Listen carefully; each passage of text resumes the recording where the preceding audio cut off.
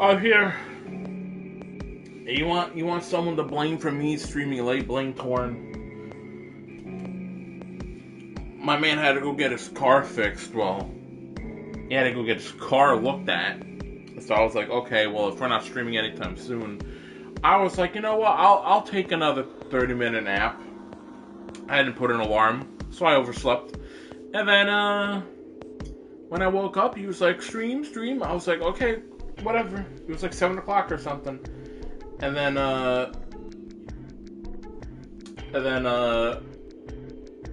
he went over the time limit. How could he?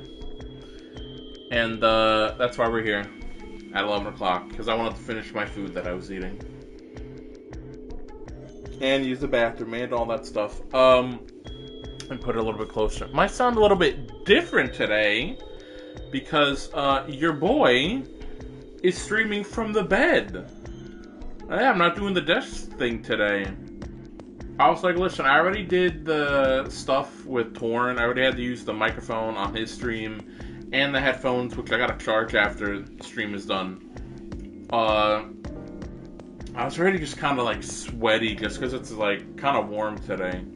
It might be colder outside, so the heat might be pushing a lot more.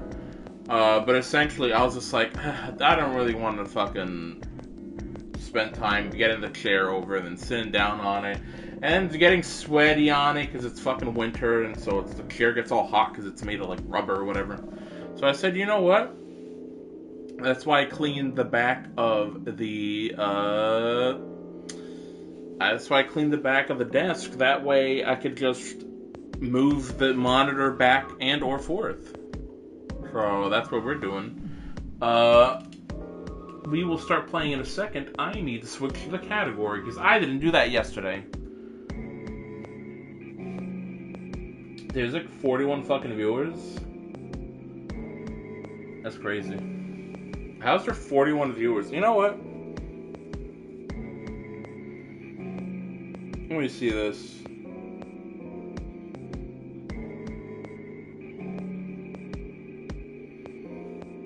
What game I've been playing? Who's on right now that has most of these views? It's mostly me. Oh, wait, hold on. I see what's going on. Hold on.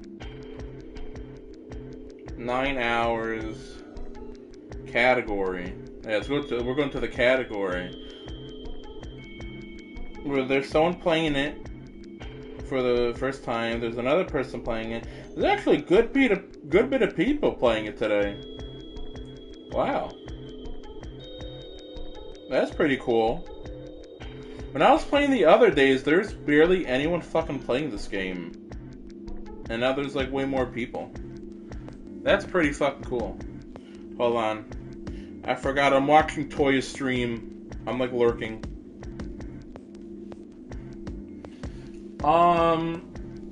Yes, let's play.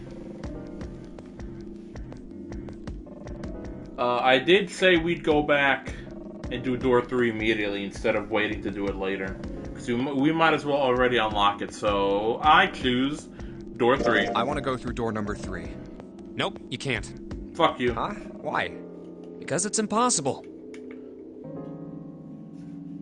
If we split ourselves into 3 and 3, then we'd give up on going through door 3. Why? The bracelet numbers for the 6 of us are 3, 4, 5, 6, 7, 8. There are 2 combinations that can go through door 3 with 3 people. 3, 4, 5, or 6, 7, 8. That's it. Of course, 2 teams can't go through the same door. I see. That means one team would get left behind. That's right. That's right. That doesn't happen if we go through door 7 or 8? No, they're fine. We've got 3 options. Option A, have 3, 5, and 8 go through door 7, and 4, 6, 7 go through door 8. Option B, 4, 5, and 7 go through 7. Well, clearly we should have had, Okay, what did he say? Hold on. 3, 4, 5, right? So we can't use 3, 4, or 5. That's Santa, Clover, and me. So what if we... Okay, so 3, 4, 5 are not done, so it's 1... Snake isn't here. That's 1...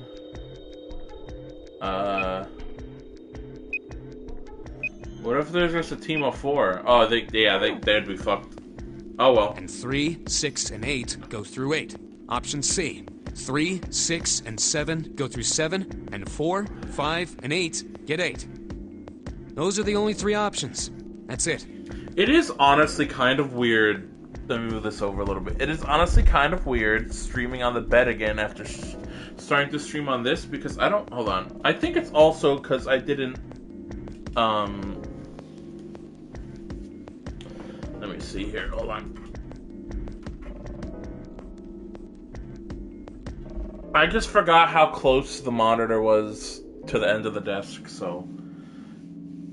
Anyway, oh! I forgot, which, in fact, we're supposed to be in novel section.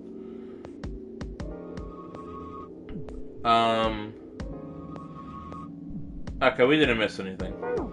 At least if we want to get all 6 of us out of here. Wait. Oh, something Coupe realized.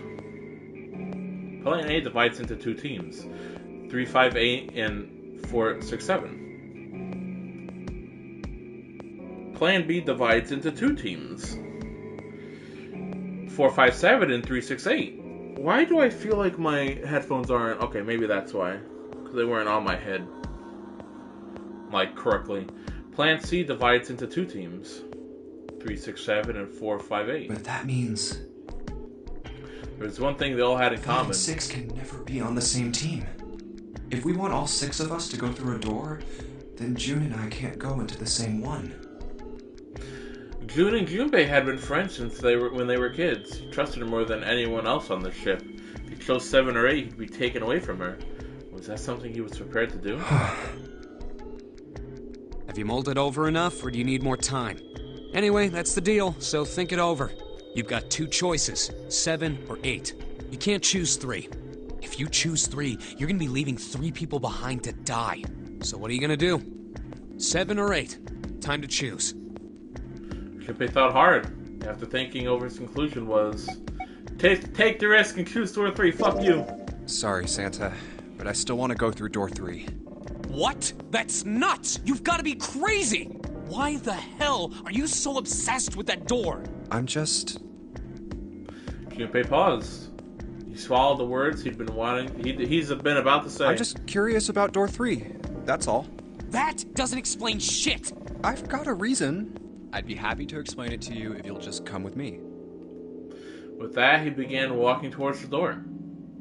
The curiosity likely getting the better of them, the others followed. A few of them looked a little suspicious, but Junpei told himself that wouldn't matter. He kept walking, kept silent. Eventually, they arrived at the number 3 door. Junpei stopped. I'm curious about the red. 7, would you mind authenticating for me? Why? Please, just do it. He stared at Junpei for a moment, then grunted and laid his palm heavily on the scanner.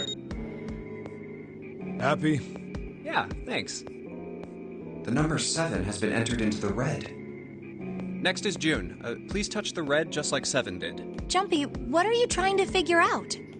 Yep. I think thought about his answer for a moment. I think I might have found another way out. What? Really? That got them excited. Just as Junpei had intended. Now please, June. Oh, okay. 7 plus 6 equals 13. 1 plus 3 equals 4. With those 2 numbers in the red, Junpei had what he wanted. Casually placed his own hand on the scanner, and the 3rd asterisk blinked on. 4 plus 5 equals 9. Alright, the only people who haven't authenticated now are Santa, Clover, and Lotus. So, what's your point? You don't get it. Think about it. Huh? What's the sum of your number and Clover's? 12. And what's the digital root of that? 3. Which is Santa's number. By the way, Lotus, what's the number that's currently in the red? 7 plus 6 plus 5 equals 18. It would be 9, right? Yes, and what will the digital root be if you add 3 to that? 3. The door's number. There you go. Hey, wait a minute. What the hell are you up to? I'm not up to anything. I'm just waiting. Waiting for what? I'm waiting for the balance to shift. Santa, or Lotus and Clover. Once one of you moves, the others won't have a choice. So I'm waiting. Junpei laid his hand almost casually on the lever. You son of a bitch! You tricked I remember us! playing this part, I'm like, oh, ooh, Junpei, you smug, smarmy motherfucker, you did it. Not at any point in this game did this motherfucker ever... Oh, I never fucking posted on, Or did I? Did I post on, Twitter?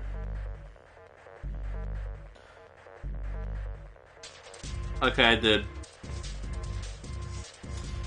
It's just on Blue Sky I didn't do it. Hold on, give me 1 second. I hate that the Blue Sky can't just tell that, like, you're live, you know, even if you, like, have your Twitch connected. I'm gonna go until, like, 1:35 today, so that's, like, it's like 2 hours.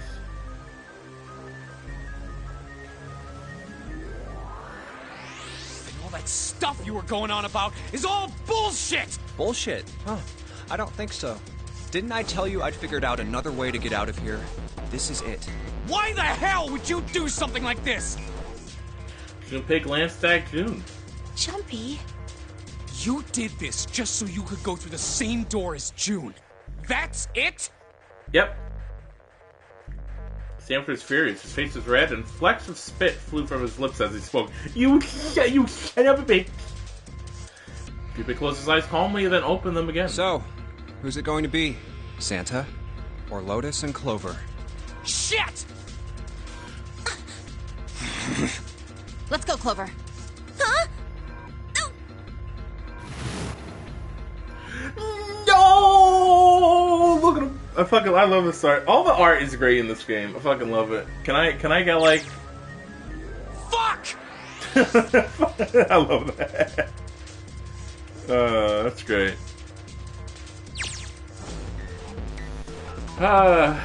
Lotus leapt forward. She grabbed Clover by the sleeve and ran for Junpei in the door. Caught by surprise, Santa froze for a moment, then shot forward like a bullet from a gun. Lotus had a head start, but Santa had the advantage in size and speed. Almost immediately, he passed Lotus and Clover. No, if it only wasn't for Lotus's big giant boobs. Oh, no, wait! Santa did not hesitate. Ah! He slammed his hand down on the red. This is insane! This isn't right! Glared at Junpei. He's scared. I always said he's key thieving. Yeah, well, you may be right. Junpei's voice was cold, but not without effort. But that's all he's got to say for himself. But also, I'm fixing the monitor because I still feel like something is wrong. Oh, maybe I needed to tilt it down. Maybe that's what it was. He turned to the red and pulled the lever. That's kind of fucked up. We could have had like a lot of... that's the thing. If I remember, you only ever once have like a team of 5 people go through a door. Where the sound of metal on metal, the door opened. It would only remain so for 9 seconds. There was no time to think. go. Junpei and his 3 elected companions come to the door's gaping mouth, one after another.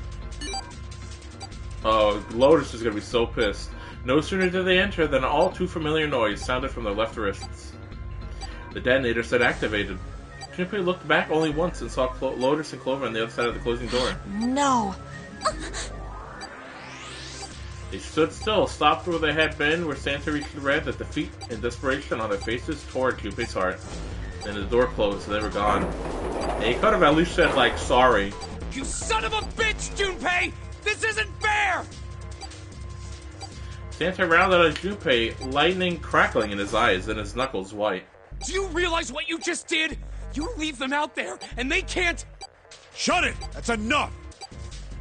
It hadn't been Cupid that spoke with 7. We gotta find the dead or none of this is gonna matter! The clock was ticking. The dead was their only chance of survival.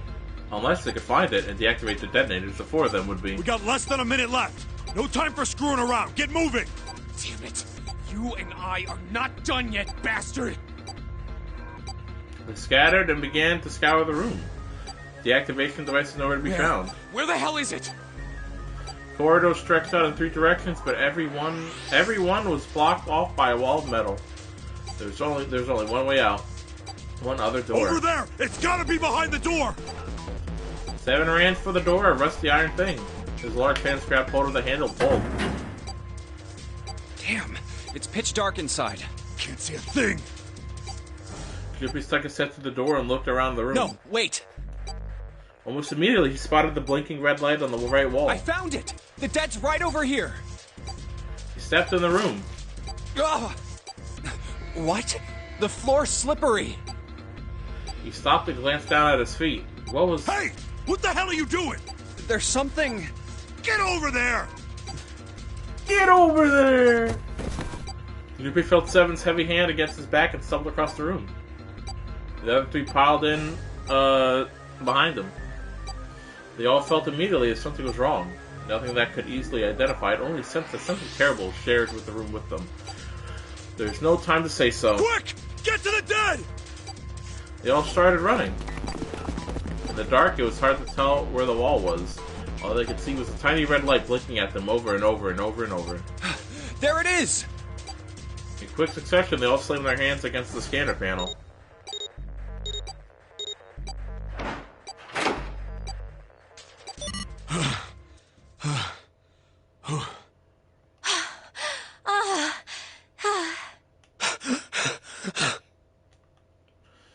Seven leaned against the wall, gulping air. As his breathing began to return to normal, he glanced at his left wrist and grunted.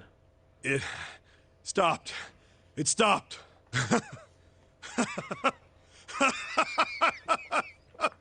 I really need to reset my Wi-Fi. For some reason, my bitrate has been very stable, but for some reason it keeps dipping down for a few seconds to 2000, and then it jumps right back up, and I'm like, what the fuck?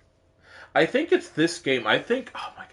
The thing is, I think some games just control how the bitrate is, so when you stream it, it's very jagged. It happens. I notice it happens a lot when the screen is black, and because this is a very static game, there's probably not a lot of bitrate that has to move over. They could hear him laughing in the dark, but could barely make out the larger man's face. I don't think I'll ever get used to doing this. What the... It stinks in here. The sound of retching came from Santa's direction. What the hell is this smell? This is vile. I'm gonna puke. So desperate had they been in their race to the dead that no one had noticed the horrible smell that pervaded the room. It was a terrible, nauseating stench, like burnt and rotten meat. Adrenaline had drowned it out, but now it rolled over in champagne waves, forcing itself into his nose with every breath he took. Oh, you're right. Oh, this is... He felt his stomach clench and bile rise up to his throat. Let's get the lights on first. There's a switch over here. The light had spilled in from the door, barely illuminated. A small switch plate next to the door. Slowly, with the toll of the last few minutes apparent in his gait, Seven walked towards it.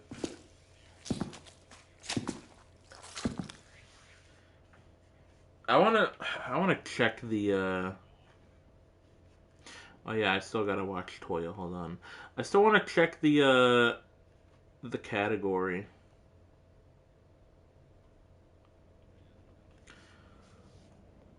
Okay, this person's playing with novel. Oh, they're in the kitchen. One of them's. Someone's playing an ADV screen, but it looks like they can't switch anyway. Oh, she just started. That's probably why.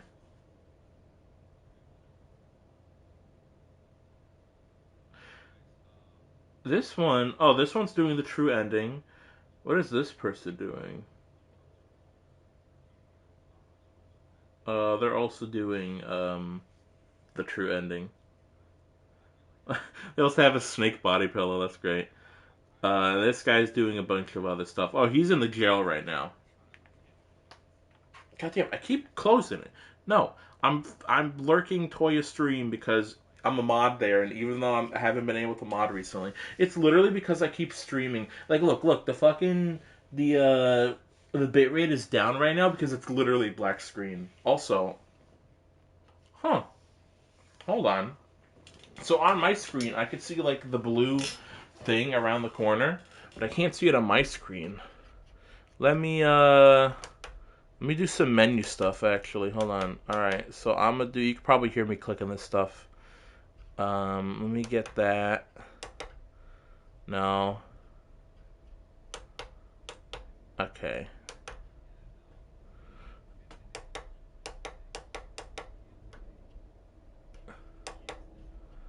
Okay, this is off. This is on. This is like what I kind of see. The gamma.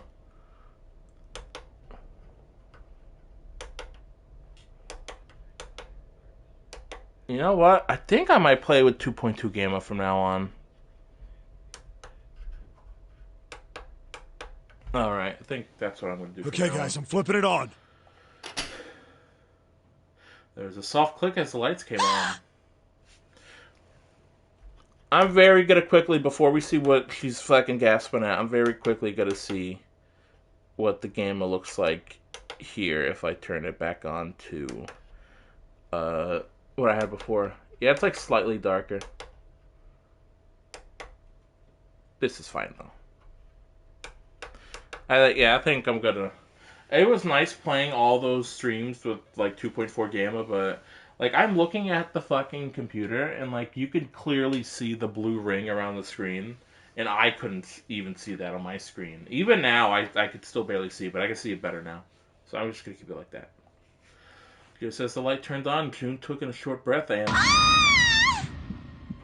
A scream echoes through the room. Junpei's breath stopped in his throat. His heart ceased to beat. Time froze. His mind scrambled to make sense of what he saw before him. What? Hey. Oh, this is... What was left of the body sat in a sea of blood. Chunks of flesh torn from the body sat in the blood like tiny islands in a great red sea. A vast ragged hole had been torn through the torso. What remained of his intestines spilled out of it like fresh spaghetti. Smaller chunks of meat had splattered against the wall and became stuck there as they dried. Globules of yellowish fat had left trails like tiny slugs. Looks like an explosion. Seven's voice was low and strange. Just like the Ninth Man. The detonator in his bracelet set off the bomb in his gut. Oh god. The bone is coming out of his left arm. It's definitely an open fracture. It looked as though the explosion had been quite powerful. His legs were both bent in an odd and unnatural way, and his left arm had split open, exposing the painfully white bone of his ulna. His bracelet lay next to him. It seemed to have hit the wall hard enough to have shattered the display, which lay on the ground in pieces. Her face is the worst. Yeah, can't even tell who it is.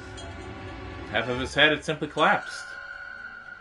His clothes were too covered in blood. But the clothes are... They were all familiar to Junpei. Is that... Snake? Santa's voice wavered as he spoke, his mouth dry. Oh my god.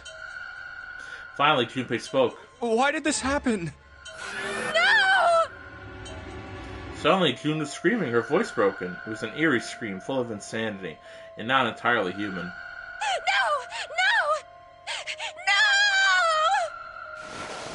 She shook her head violently and grabbed fistfuls of her own hair.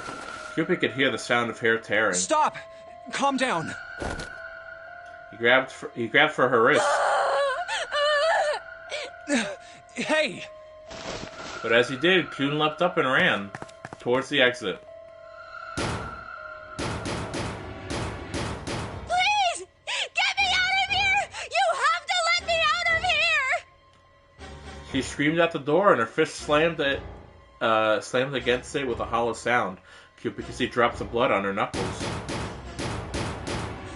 Why are you doing these horrible things to us?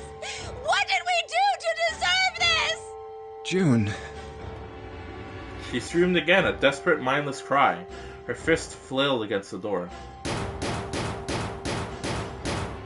Get me out of here! Please! Please! Just let me out! June! Junpei couldn't watch anymore. He ran to June and wrapped his arm around her, pulling the screaming girl away from the door. Calm down. No! Get off of me! Let me go! Please, calm down. She scrambled for a moment, her legs skittering across the floor, but her resistance didn't last long.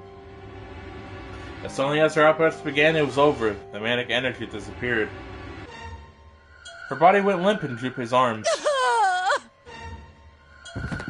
June collapsed towards the floor. Junpei knelt down with her.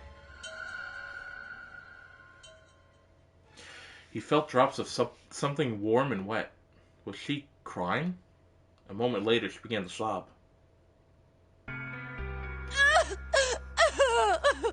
I'll protect you, baby girl.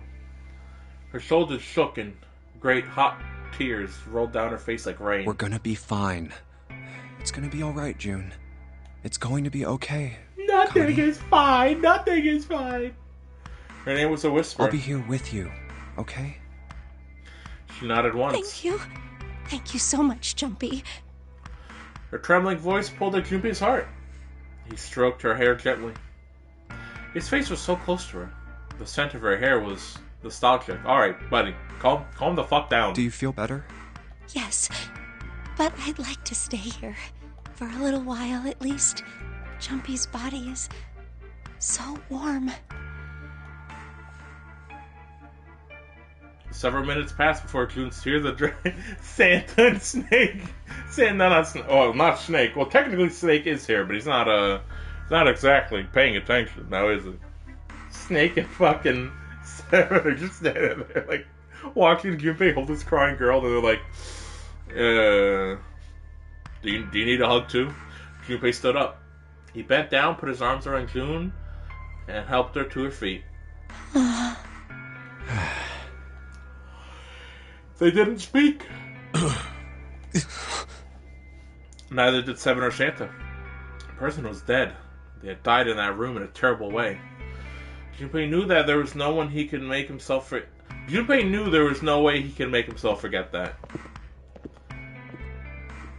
There was no way any of them could forget it, but mourning wouldn't be no good. They spread out to search the room, but each felt as if their heart was made of lead. We better get to it. Well, guys, we better solve the puzzle, guys. We gotta solve the puzzle, guys. Come on. Look at what's all this fucking purple shit? What's all this purple shit? This light bulb provides light for this room. You know what? Hold on, I think I know what it is. I think my monitor used to be a little bit more to the right. There we go. I like slightly tilted it to the right. Provides the light for this room. Toilet. Ew. What do you think this is?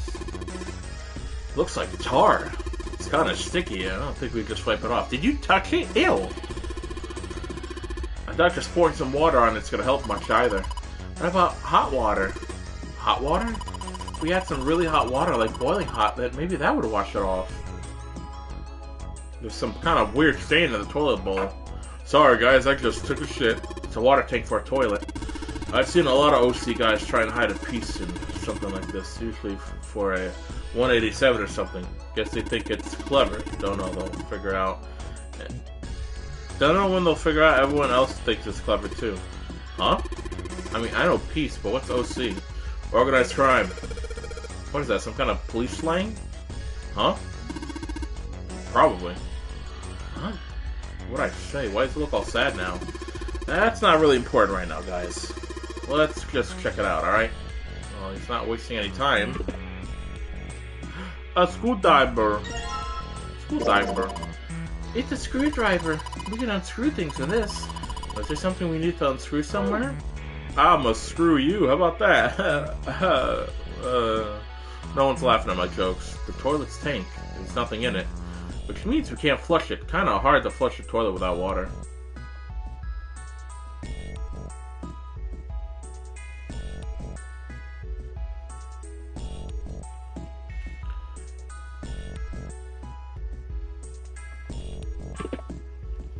You know what I don't miss about sitting cross-legged on the bed while I stream?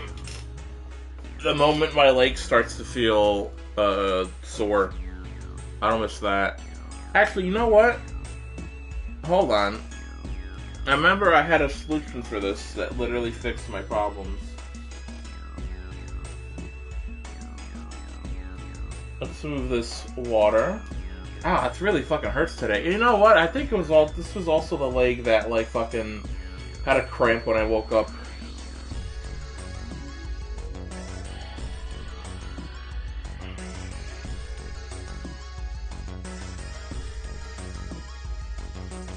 I know this is the wrong way I wanted the blanket to be. You know what? I think it's better I have the soft slide on the bottom.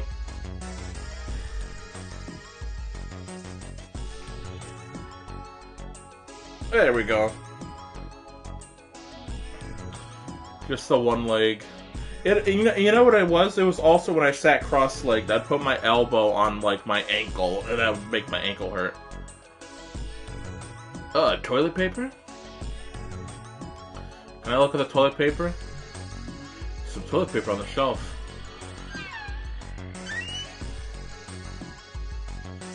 Bucket? We need a bucket and a mop. It's a tin bucket. Hey, Jumpy, do you remember back in elementary school when you spilled all of our paint across the whole classroom? They made you clean it up, and all they gave you was a sponge and a bucket, like this. Hey, come on now, can't we just leave the past in the past? It's a tin bucket. It's a tin bucket. It's a tin bucket. Oh, Jumpy says I can put hot water in the shower from it. Wow. I guess if you look at stuff enough, they just say shit to you. Jumpy reached for the broom. As he grabbed it, he heard a soft voice behind him. He heard a soft voice behind him. Hey, it's me, 7. How you doing, kid? It was June. Yeah, no shit. The rabbit hutch. Huh? He turned around. June still looked sadly pale, but there was a smile on her face. Oh, you just reminded me of it. The rabbit hutch, I mean. How did I remind you of something like that? Jumpy and the broom. You're always playing around with the broom in front of the rabbit hutch. I was. Don't you remember? Nuh-uh. Jumpy stared at the broom in his hand. You mean, you don't remember that summer either? She looked very sad. He shook his head. Of course I remember. How could I forget something like that? It was terrible. Story. They were in 6th grade. Junpei and June had been assigned to take care of the classroom pets, the rabbits. I only ever had one classroom pet, and it was like a hamster.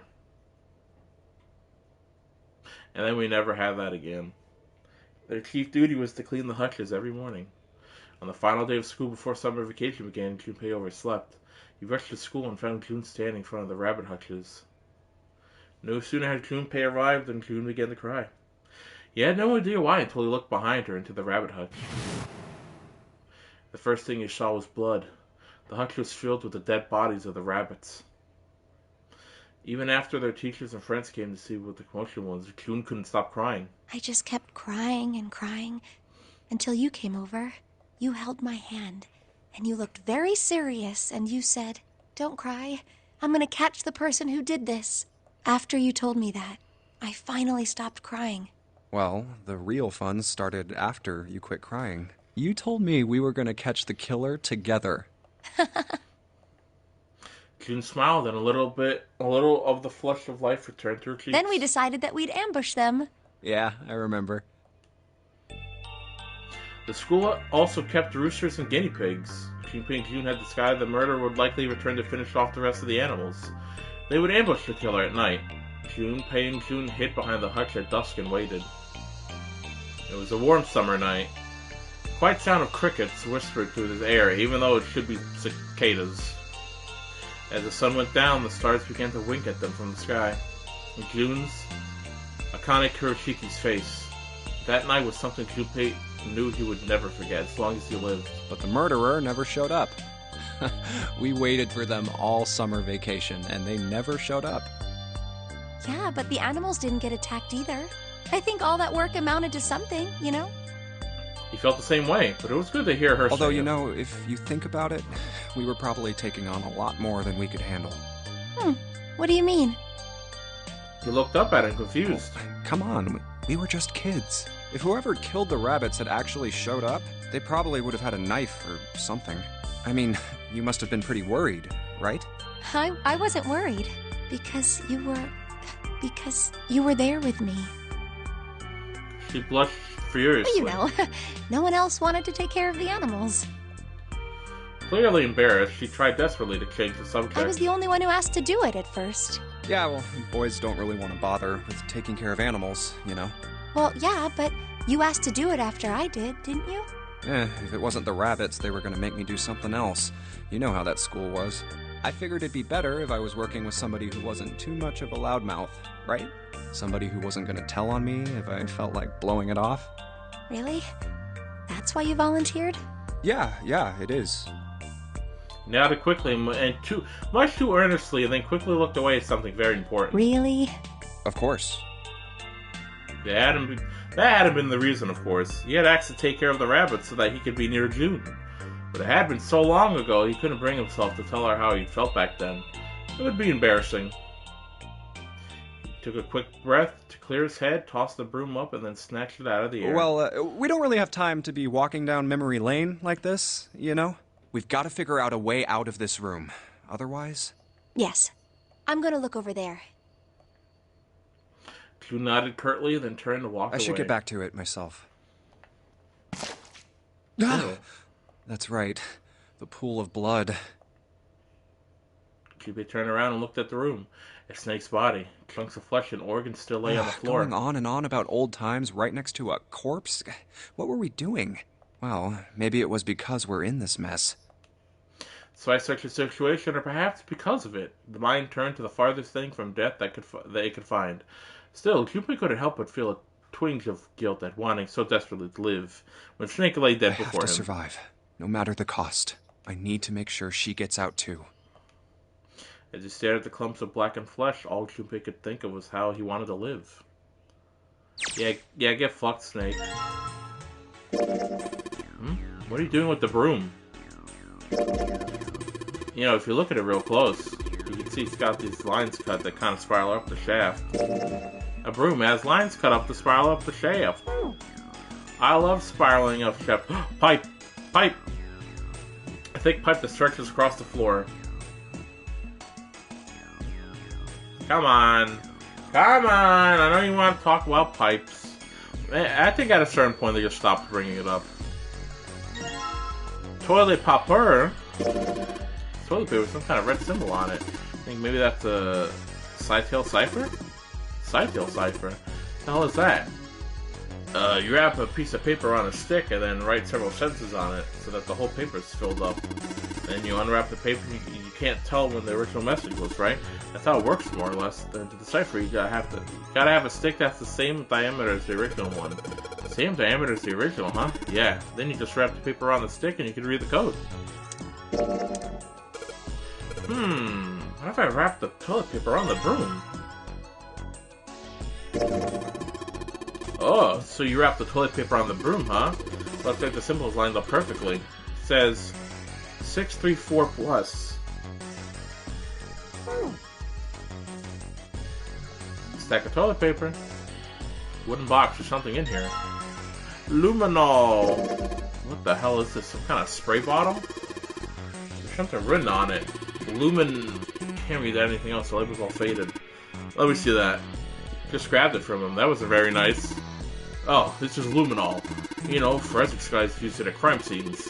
Oh yeah, that stuff that'll glow blue when you spray it on blood. Even if the blood's been wiped off, it'll still glow. What if we spray luminol on the toilet? Never mind. There's nothing in the toilet. If there was, that would be gross. Thank God. There might be something in the tank, you know?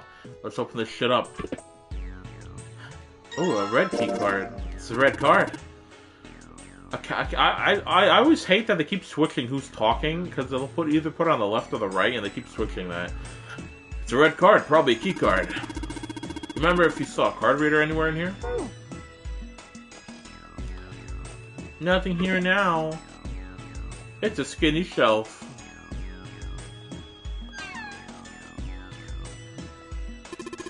I already checked all 3 toilets, you know. Nothing unusual there. Click that little light. Oh, it's the clock. It's a thermometer. Can you get it off? No. It's screwed onto the wall. Hey, Junpei, you know why thermometers only go up to 107 degrees Fahrenheit? No, do you want me to tell you thermometer was screwed onto the wall. That meant Junpei needed to take the screws out with the screwdriver. While he was so engaged, Santa suddenly spoke. Junpei answered without taking his eyes off the screw. No, I can't say I ever thought about that. At 107 degrees, the cells in the human body start to die, and the organs begin to shut down.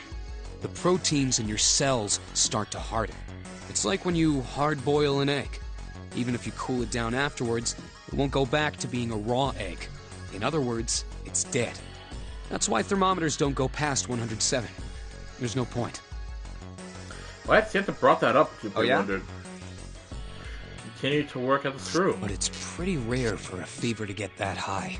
Even viruses and stuff don't usually drive the body temperature up to 107.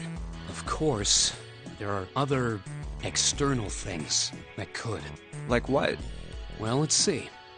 Something like getting locked in a sauna, or getting thrown into an incinerator and burnt to death. Yeah, I guess that would get a little hotter than 107 degrees Fahrenheit. Junpei gave a short, barking laugh. Ha ha ha! I'm Junpei. I laugh like this. A moment later, the screw fell off. Nice talk, Santa. With a smug tug, Junpei pulled the thermometer from the wall. All right, I got it. Why did he fucking say? Why is he so excited? Huh? What's up? Nothing. Santa spun around and walked off away from Junpei. What was that all about? What a weirdo. But as Junpei watched him go, he didn't look angry. He looked very, very sad. Thermometer! Oh, he took the thermometer off. It's just open at the bottom of the gauge. I wonder what that means. Maybe when it gets that hot, something will open?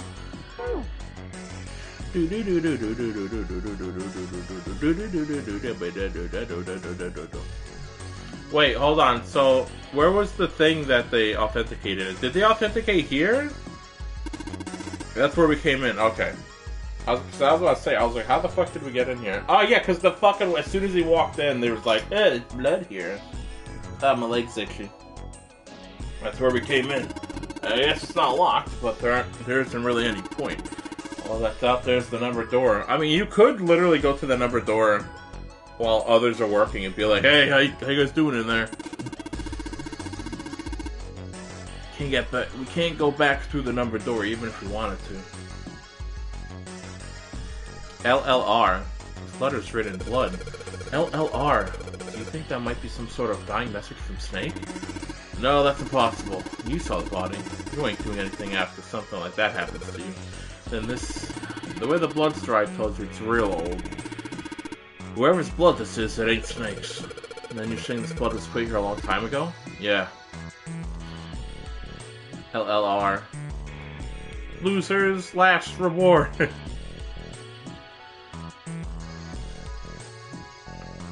Alright, let's see if anything happens when I turn you. Nope, nothing. Not even a drop. Is the pipe clogged? Well, we could open this.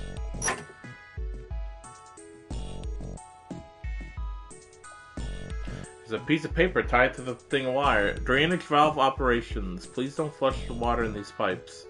Doing so may cause the drain to overflow.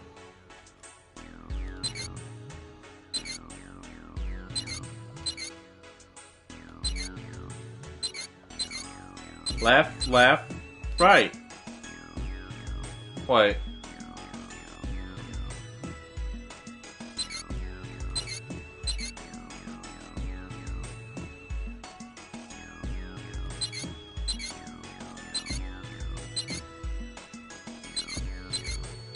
Wait.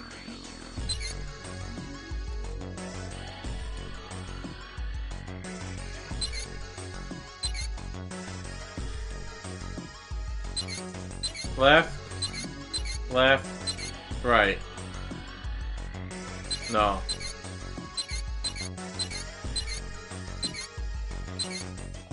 Left. Left. Right.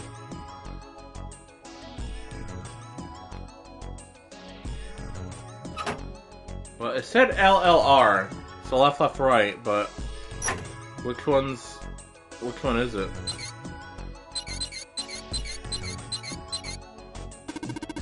Pipe on the right here must be connected to the drain in the middle of the room. Turn the water here will probably come up through the drain. Wait.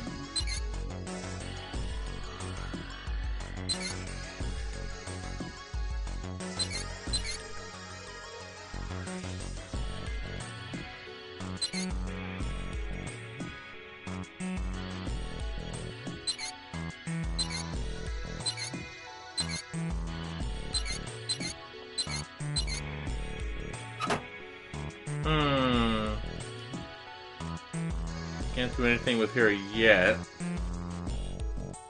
Left, left, right.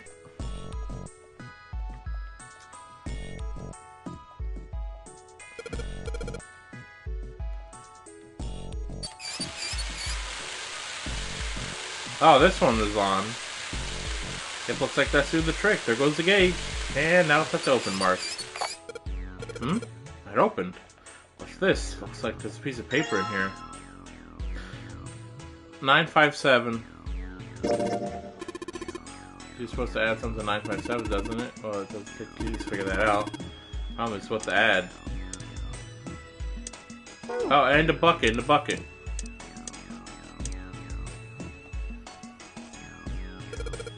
So, can you turn on the shower? I'm gonna put the bucket under the head. Okay, sure thing.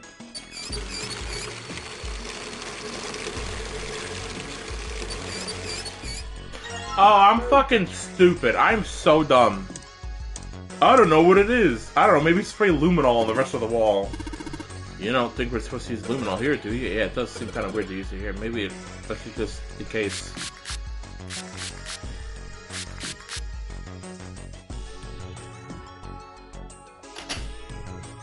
LLR, LRL.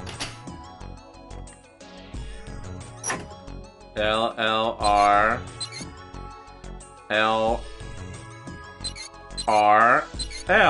Well, I did what it said on the wall. I wonder if that actually did anything. Yeah, the strain's acting up. What the hell did you do? I just messed with the valves a little. Nothing big.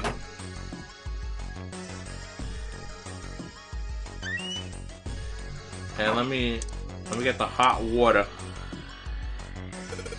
So I flush the hot water from the bucket. It should clean it up. So I flushed the hot water from the bucket. That should clean. Oh, they want me to actually put water in here. Looks like you filled it. Now you can be able to flush it, right? There's probably a handle somewhere in the tank that you can pull. Think so? Seriously? Yeah, I'm pretty sure.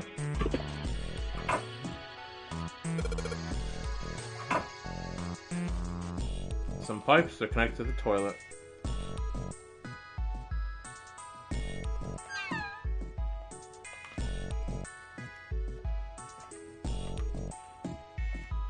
How about this shower? Nope.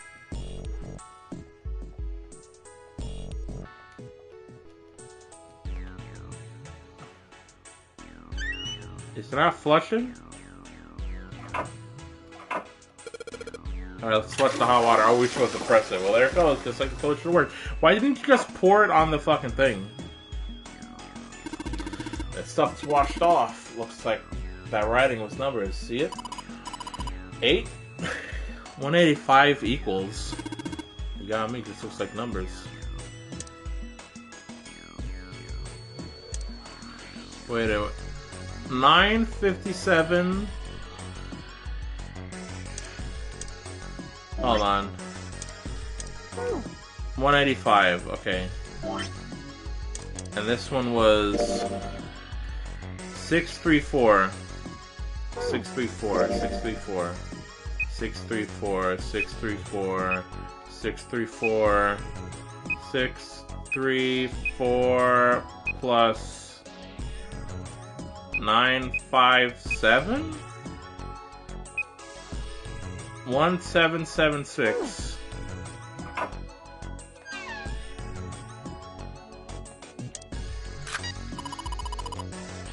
That's it, Jumpy.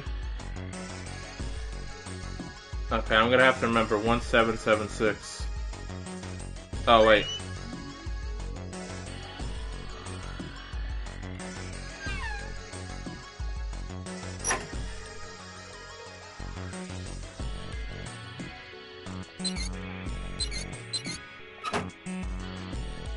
Drainage.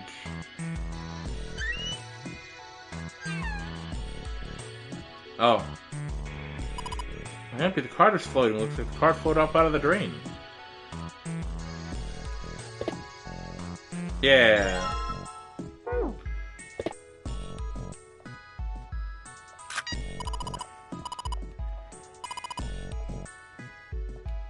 Alright. Give it to me. Yeah, I know. We did so many times. Enter. Man,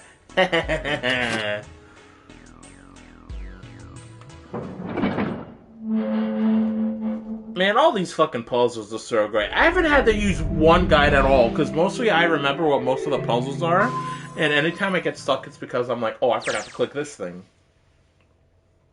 But whoo boy, am I fucking glad. When I first played this game, I think some of them I definitely needed a guide for. But it feels so great to play this game, and I'm like, fucking, yeah, yeah. Except for the hexadecimal shit. Again, the fucking math shit is like... Outside the shower room was a hallway that extended out to the left and right. There's a large iron door at the end. Let's take a look. They'd move a few steps toward the door when Junpei heard the sounds of metal on metal. Huh? Turned around. Seven was doing something to the door of the shower room. What are you doing, Seven? Hold on. Yeah, in this timeline, you know what he's doing. Well, I figure maybe we might want to come back here sometime. So, I stuck the broom in there to keep the door from shutting. Alright, let's go. With that, he stood up and began walking down the hallway. He brushed past Junpei and kept going. After a moment, the rest of them followed. Before long, they found themselves at the large iron door. They'd only been there for a moment when June spoke up. Jumpy, look! Turn around. There's a map. What's up? What's that on the wall there? It's a map. I think it's... Map time, map time. a map of the ship's interior? It says C deck. So it's the map for this floor, then. We'll have time to study it later. Let's keep going for now. Should we fold the map, stuffed it in his pocket? I like how the other doors, they're like, oh, this leads to there. But now, going here, they're not expecting it. Santa stepped forward. He grabbed the hold of the door. Ready? I'm gonna open it. They nodded. Santa nodded toward the door open. Now, this is going to play out very differently, even though it's... Where are we right now? Hold on. Wait, outside the showers goes all the way to the confinement rooms immediately? Unless this is just this, right? Unless it's literally just all this. I don't know, let's see, actually. What the? You're shitting me. Took them only a moment to realize where they were. We're back. It had been only a short time ago. Back in the hospital room, filled with countless beds. And the girls were there, pissed off. Lotus and Clover looked up as they entered. Ace was there as well, although he looked as though he had only just woken up. Clover! Lotus! And Ace! I'm glad you're all okay. Lotus? What are you... She's about to fucking smack the shit out of me. I'm ready to hear it. The moment they spotted Junpei, Lotus and Clover headed straight for him. As she neared him, Lotus drew back her hand. Oh, and slapped him, open palm, across the face. How could you do this to us? Her face was furious. She grabbed Junpei by the collar and shook him violently. Oh, Mother, please. Clover didn't touch him, but the hate in her eyes was no less potent. It was Seven who stopped them. Knock it off. We got bigger shit to worry about right now. See, voices echoed across the massive room. Lotus glared at Seven, but let Junpei go after one last vicious shake. I like how she didn't smack him again. She shook him a little bit more. Go have a look. I stuck the screwdriver in the door. Seven, you might want to, like, kind of prep Clover for this.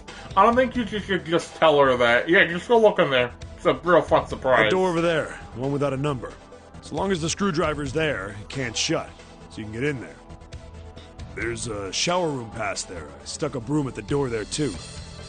Anyway, go take a look. Then you're saying we can go in there without passing through the numbered door? Yeah, it's about the size of it. Wait, what the hell is in there? You'll know when you see it. Fine, let's go. I think when I play this with my mom, I'm like, that's fucked up that he didn't just tell her.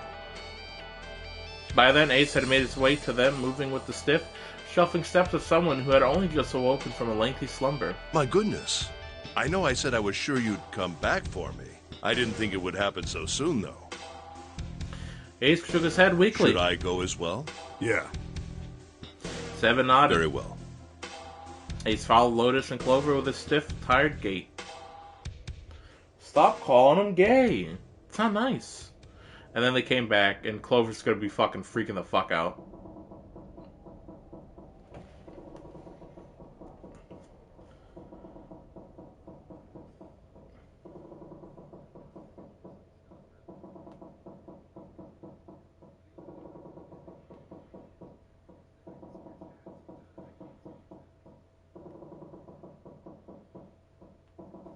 Hold on, let me send a message to Toys chat.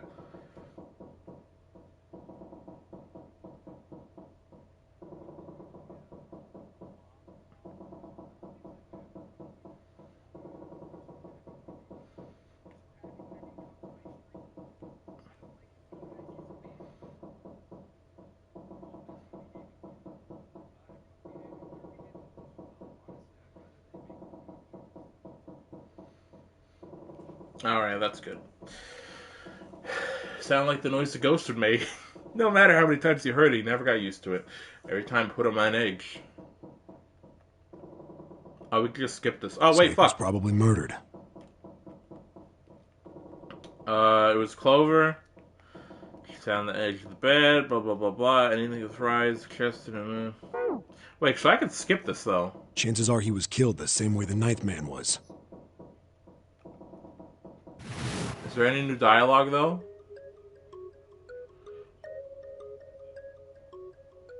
Where is this? Wait a minute. What are you talking about? So you could skip... Hold on, so you could skip this, but when I was leaving the fucking door, I still had to wait until I fucking got to the end. Even though it's all the same dialogue.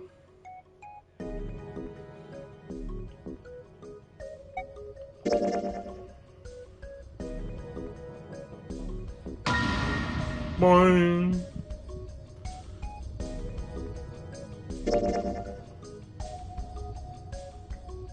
I want to see where this leads.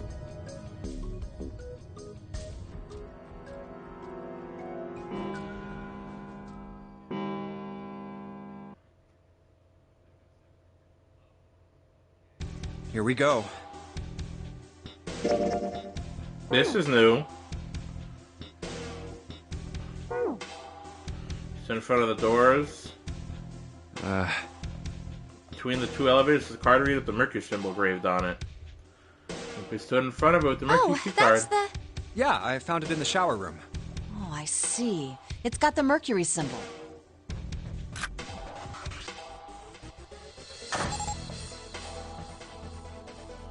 Now we can go. 7 people. Looks like there's only 2 floor buttons working. C and bottom. Why does he look so happy saying that? Time to head down then. Am I crazy? How is this not like doing a different ending? Excuse me. Not all this many people came down last time, I think, right? 25, the hallway, dead end, not a regular dead end. This is a numbered door. Yeah, it's door 2. Immediately they began to discuss who could go through it. So who should go through the door this time? We don't need to be discussing who we're leaving behind this time, right? Right. It's set up so we'll be able to meet up again once we get through the numbered doors. Then there's no need for arguments at this point. We should figure out who's going in first. Very well. Would anyone like to volunteer? I'll do it. First to speak with I'll 7. go too. And I suppose I need to go too, then. You play Fallout 2, which meant Lotus is by default the 3rd member. Yeah. All right, So we're taking off. that's how Okay, they do it. Please be. Jesus. You two are acting like you're married, you know that? Oh, Aw, June blushed. So did Junpei. Don't be silly. Cut it out. Perhaps in an attempt to hide his emotions, he quickly turned and pulled the lever on the red. I don't know why I'm reading this, because we don't need to do this. All right, let's go. Yeah. Yeah. Let's do this. Let's do this. Okay, now it's skipping. Okay. Alright. Yeah, it stopped.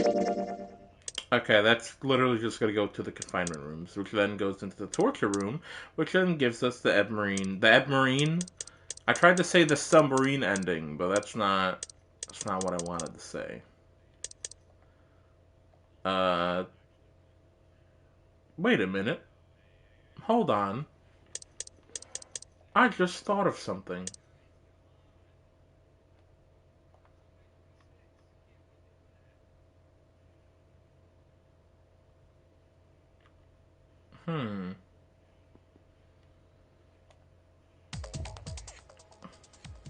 Oh yeah, because when there's story stuff, you can like...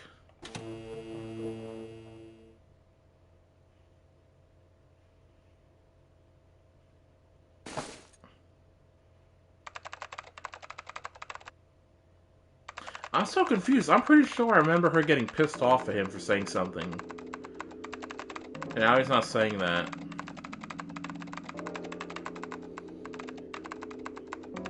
I was trying to see if I can get something early.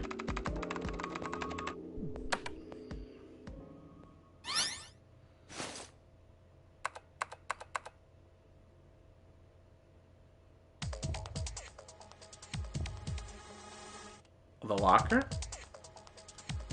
Oh, look! What's up? I wanted to ask you something. Wait a minute. Hold on. Junpei, you went into door 5 with my brother. Did you hear him say... Huh? Okay, we're skipping all this. Yeah, talk about his arm. Which is weird, because... If you remember back about how they described the body in that room. Also, I just thought about it. It doesn't make any sense, because this is the 3-door, so I wouldn't even know until, I think... She finds out, like, here. Yeah, she still finds out here, but it's, like, the same thing.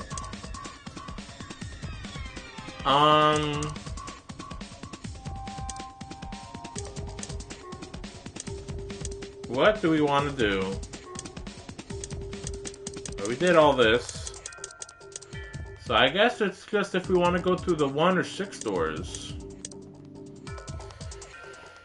And there's nobody in chat today, so I think I'm just gonna...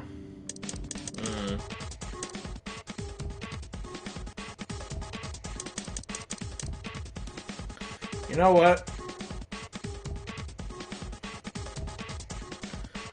Heads or tails? It's heads this time. Guess we're going for...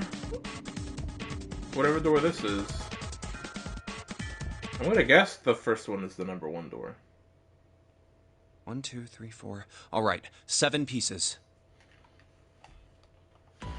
7 pieces.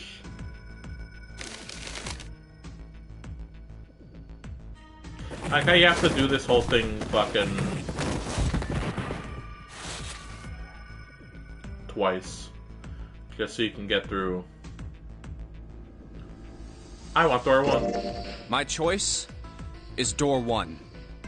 Santa was unconvinced. Hey, wait a minute there. You cheating? Cheating? I'm asking if you changed your number. How could I do that? Let me see that. Let me see your number.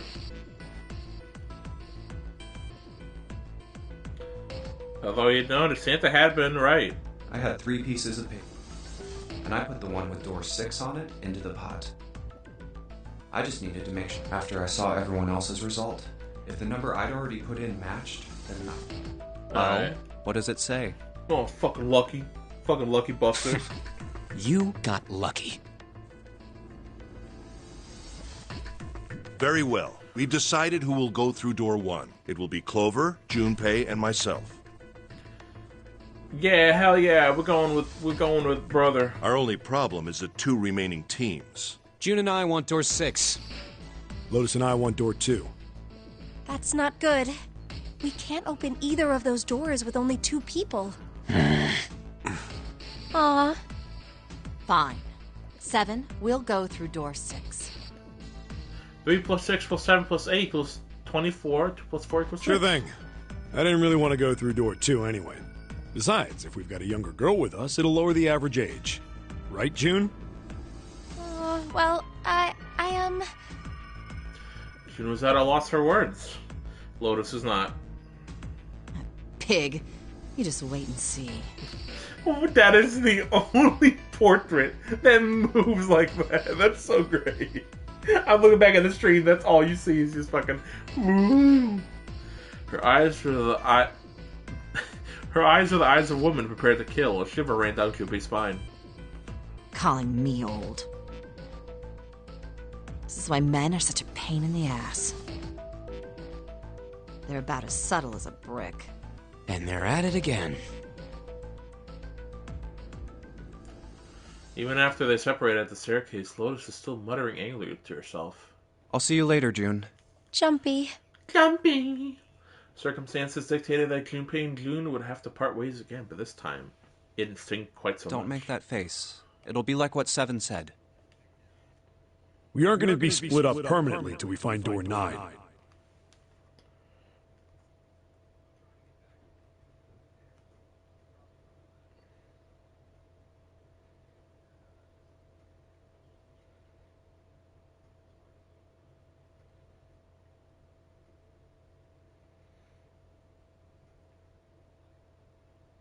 Hold on. There's another mod and toys thing. I gotta ask him a question.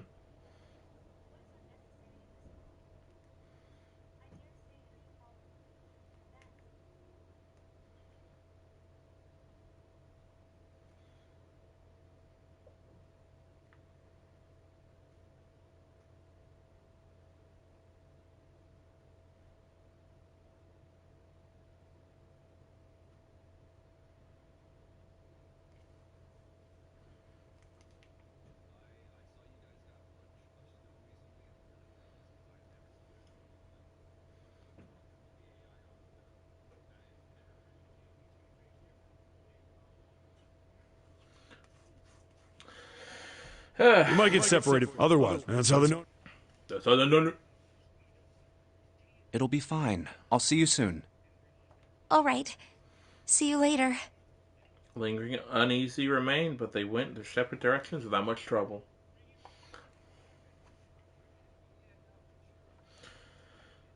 Junpei, Ace, and Clover headed towards A-Deck. Here's A-Deck. It was the door on the left, right? That should be it, yes. Then here we go. It opened and they walked through. It's just as Santa and Lotus said. At the end of the hallway sat a door with a large red one A upon numbered it. door. To the left of it, bolted to the wall, was the There's red. the red. I'll go first. Ace went first and waved his wrist over the scanner panel. Now the 2 of you, if you would.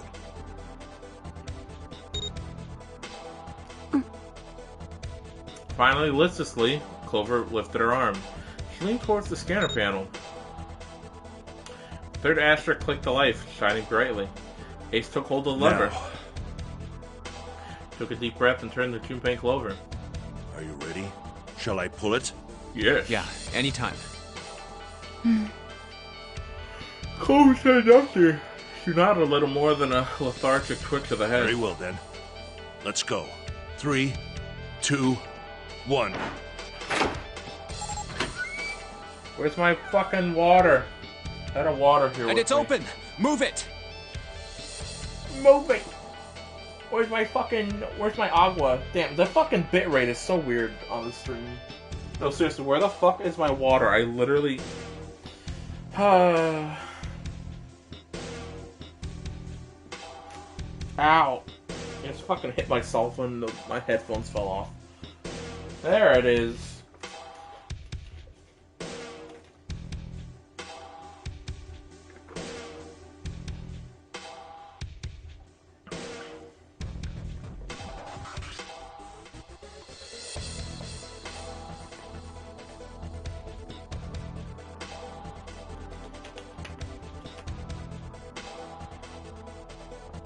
Move it!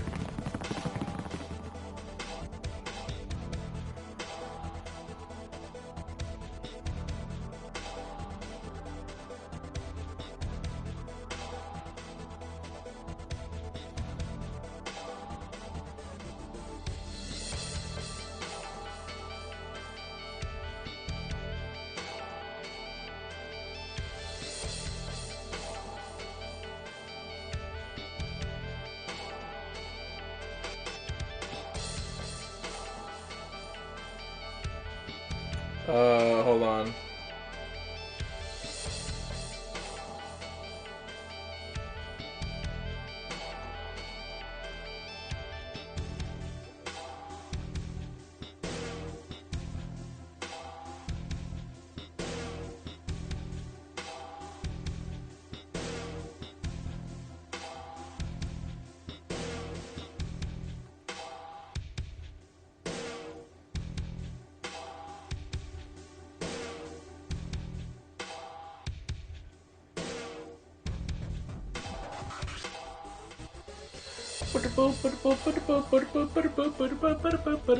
Oh, we gotta get out of here. Where is it? I remember this fucking puzzle room.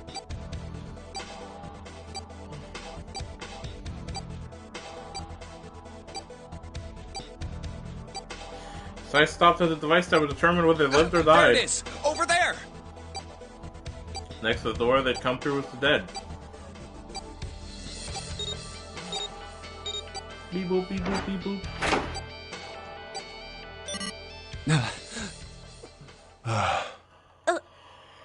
It stopped.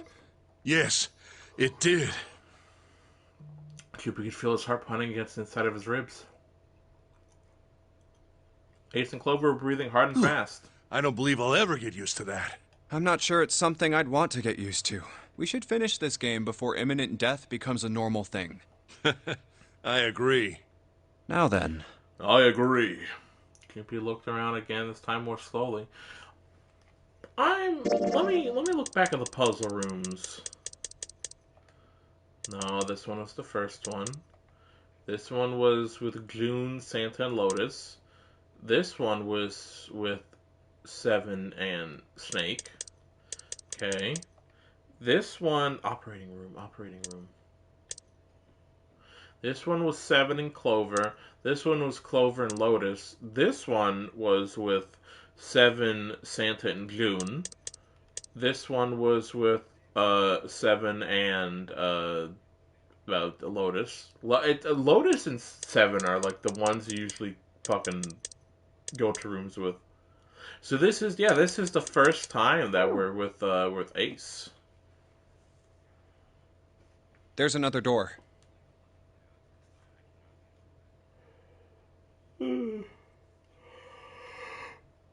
Let's try opening it.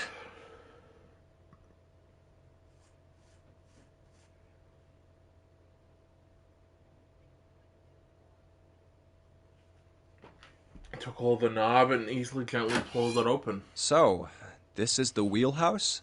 Our house. In the middle of the wheel, our house. He closed the door again and turned to Ace and Clover. He fixed each He fixed each in turn with a meaningful stare that spoke. Ace, you investigate the wheelhouse next door. Very well. Clover, Okay. you're in charge of this room. Say something. Okay, I will. All right then, let's get started. Let's get it started.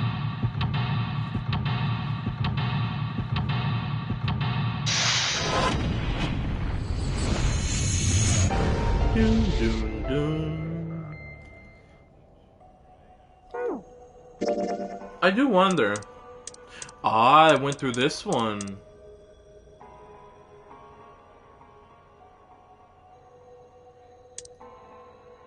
I'm wondering, does it matter if you go through this room? I guess we'll see later.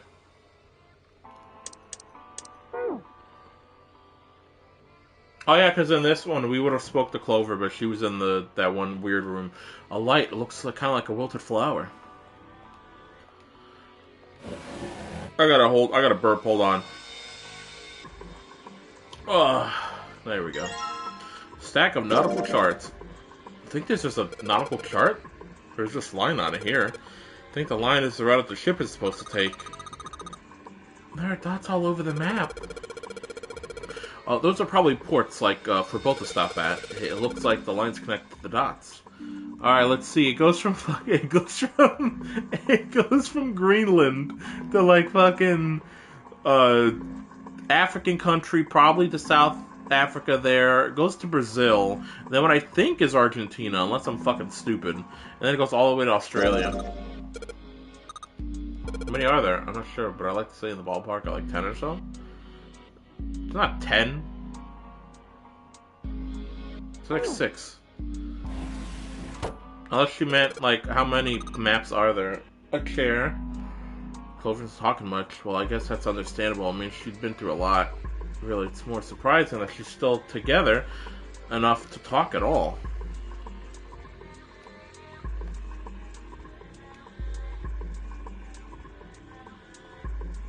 World map with the Atlantic Ocean in the center.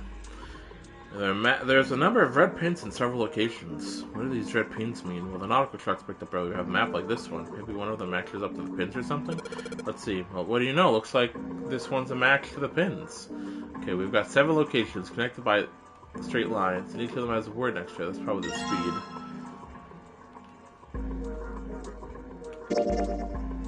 Nautical table. Oh, we go from Japan to Australia, to Madagascar, to South Africa, to, like, North America, and then all the way to, I'm stupid. What the fuck is England. Kinda looks like Spain, more than England. Which is funny that we're going that way, considering the Titanic went from Britain to America? Yeah, because they end up in New York. I'm fucking stupid. Alright, fuck you, map. It's a light. Well, I guess she doesn't really feel like talking. She's not really paying attention to anything, is she? Her mind must be somewhere else. Oh, thinking about her dead brother. Shelves are lined with books. Let's see what's this blue one. There's something written on it. Ship's log. Huh? Ship's log, huh? Damn, this room already gave us, like, way more shit to look at. Ship's log and found in the chart room. I can't speak. The following is written on the last page. We leave soon for the new journey across the sea. After leaving port, we're headed south and west. We turned southwest to steer around the continent, then proceeded northwest. We made port and changed our heading to east for a time, and now heading due north. Soon we will dock in the United Kingdom, the homeland of this vessel. I took a big ship log.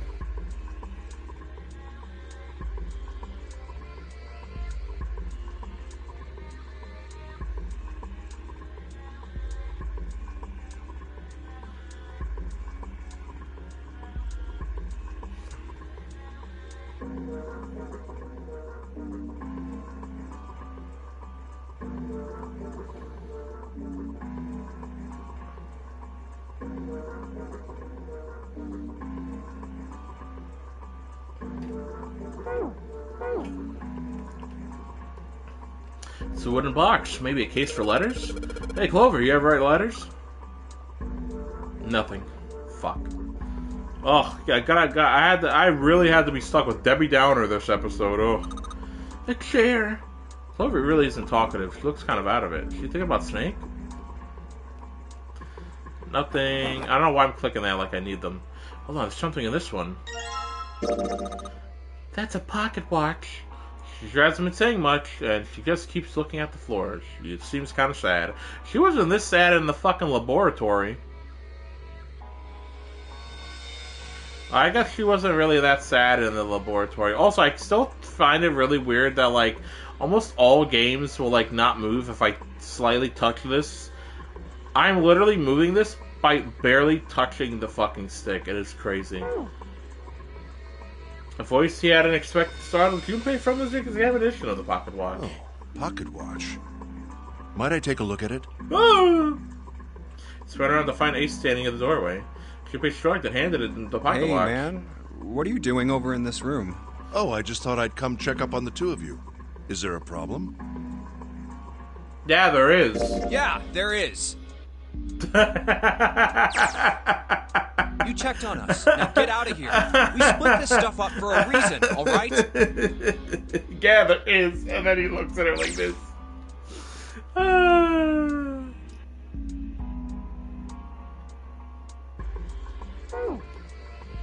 But why did I say that? I didn't need to speak to Ace that way. I feel kind of off somehow. Ace opened his mouth and took another look at Junpei, shut it again. A small smirk appeared on his face. Oh, I see.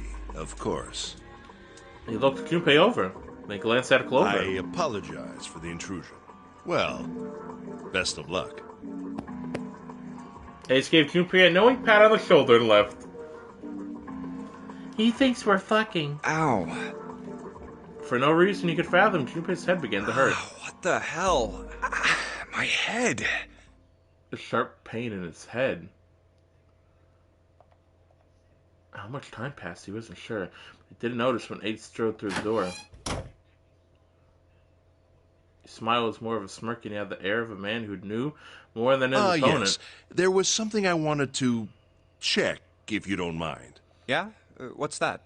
Pardon me. But there's no warning, Ace slipped his hand into the pocket of Junpei's vest. Hey, what the hell are you doing? What are you putting your hand in my pocket for? Stop! Reached for Ace's arm, but it was already too late. In the older man's hand was the pieces of paper Junpei had balled up and hidden in his pocket. Just as I thought. You switched them, didn't you, when we voted? Well,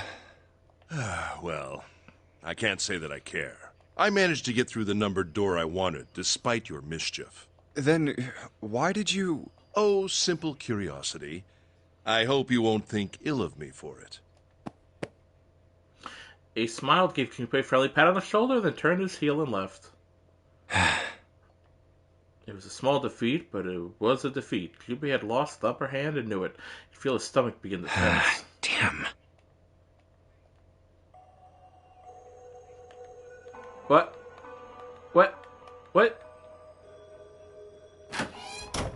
Why the fuck was I in that room? I think that's the same thing I did last time, and then I randomly ended up in that room, and I was like, why am I here? Get me out of here.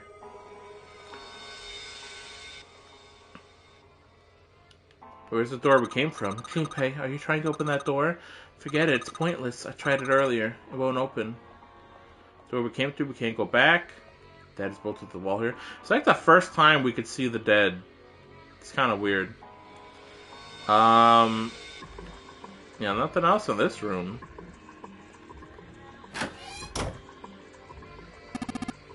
Compass. Appears to be broken, however. You see the glass cover has been smashed to pieces. Okay, well.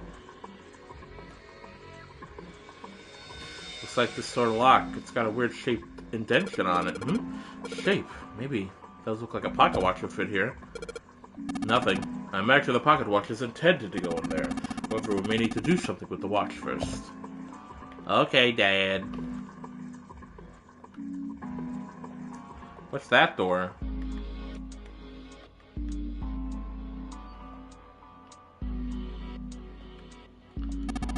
An ancient order telegraph. They use this on old ships to adjust the speed of the ship.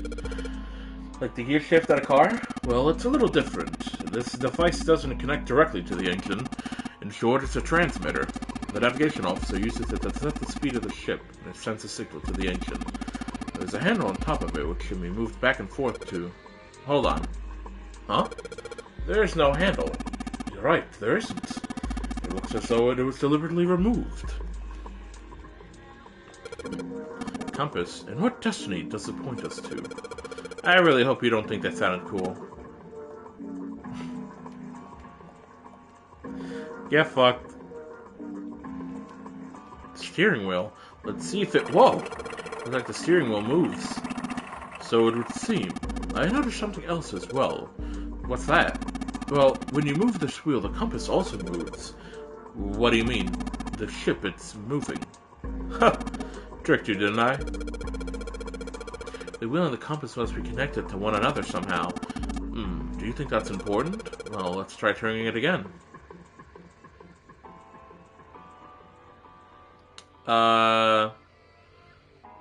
Oh my god, this is such a fucking DS texture.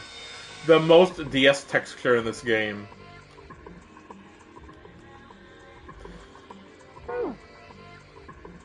I'm gonna check my file.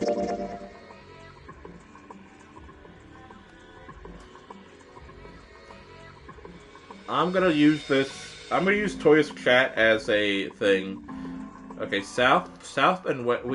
Did they have south and west or southwest? No. They went south, west, southwest, northwest,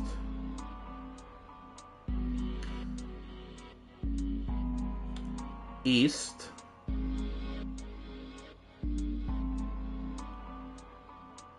north. Alright. Move it, the direction changes.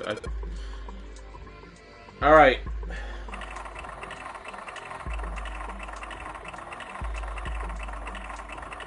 South.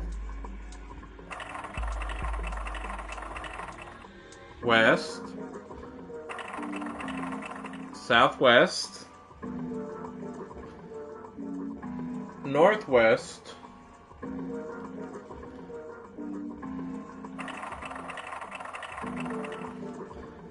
I think it was east, the north, right? Hell yeah! What the? The handle came off.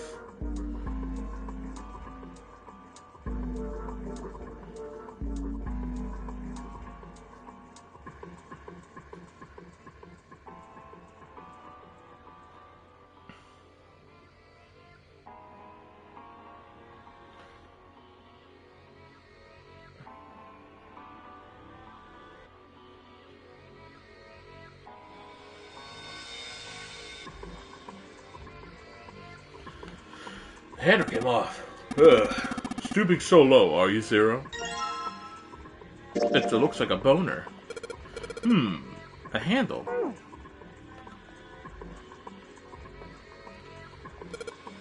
So, I sure hope this handle fits. Yes, it fits. Excellent. That should allow us to operate the engine order telegraph. Let's give it a shot. I don't remember. Nothing's happening. No, I don't think so. Take a look. Over there, above the door of the chart room. Well, shut the fuck up. And I need to do the file.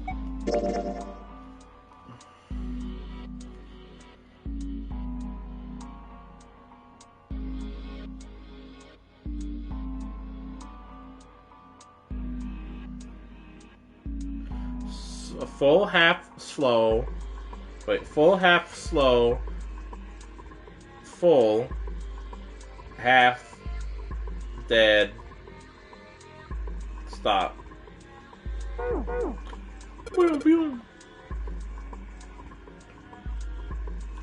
Okay, so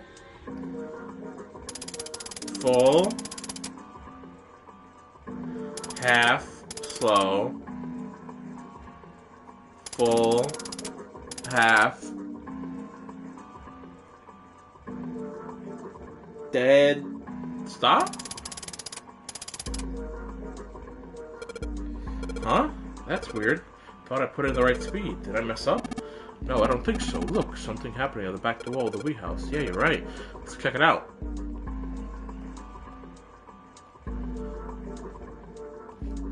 Something on the wall looks like an arrival board.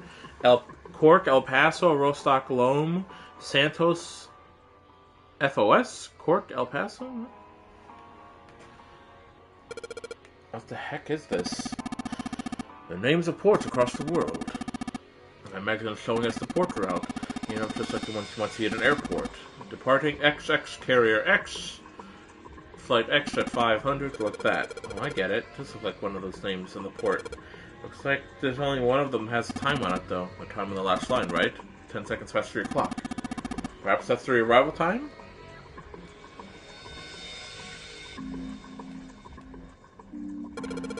Why are they even showing the seconds?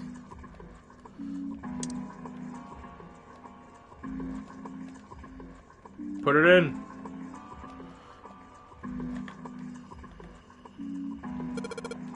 The helm. Well, steering wheel might be a more appropriate term.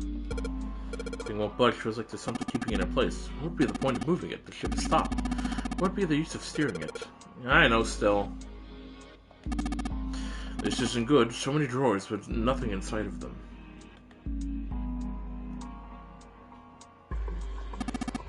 Ah, a human hammer. They're often used to subdue large men like Seven. What? That was a joke, of course. Thank you, Captain Obvious. Ace, you really kind of suck on making jokes. No, that was rather cruel.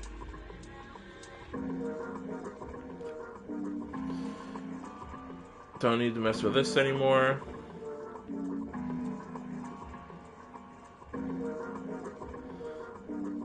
Wait. This appears to be working. The hand stopped at 5 minutes. Please recollect turning the knob does nothing. Yeah, it's probably broken. You need to move the hands, however.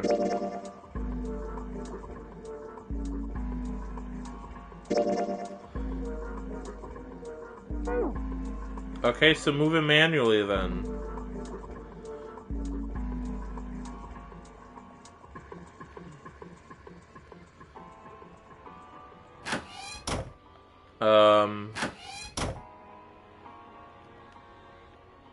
Broken compass. Oh, the compass?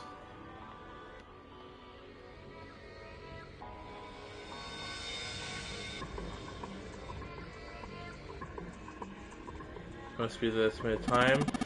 Oh, perhaps? Oh, what's he doing? Excuse me, Coupe. Hey, you just took my pocket watch. Hey, what the hell are you doing? Just trust me. It should be fine now. Well, thanks for giving me the pocket watch back, but you don't need to look so smug about it. Let's see what he... Oh, I moved the hands. 10 seconds past 3 o'clock. Oh, so you changed it to match the final arrival time. Ace nodded slowly. You know what to do next, right? Give it a shot. Okay. I'll put it in. Let's try putting it in there. Opini! Yes, it says open now. Good work. It seems you were successful. Well done, Coupe. Hey! Oh, I thought it was Clover talking. Hey, Clover! What? Look, we unlocked the door. Now we can get out of this room. Oh. Well, let's go then. Clover.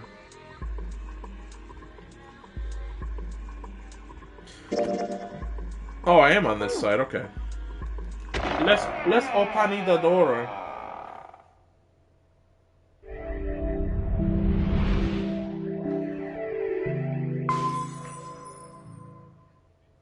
Oh, a hallway.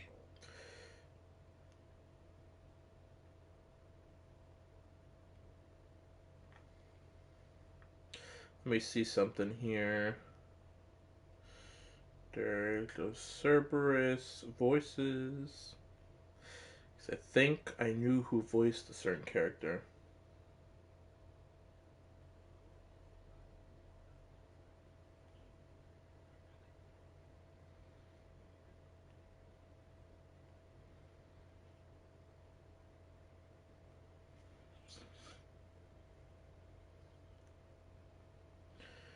Okay.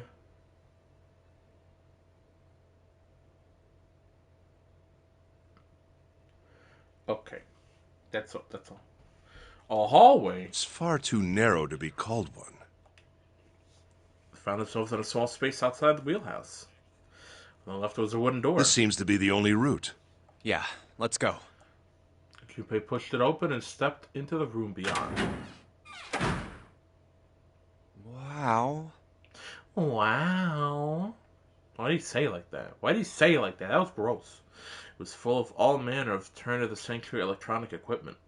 Well, these machines are weird. I've never seen any of them before. Wait, this one is... One small machine had a metal bar that ended in a circular handle. Ace seemed to recognize it. Oh, it's a Morse code maker. Ah, yes. A telegraph key. These were used to transmit Morse code a long time ago. Whis, get me the Morse code maker. He turned and slowly took in the room. This must be the communication office. Across the room from the door they'd entered through was another And door. that door? Metal plaque was nailed to it. It read, Captain's quarters. Huh. I guess he kept all his money in here. That's what it says. Then, do you think...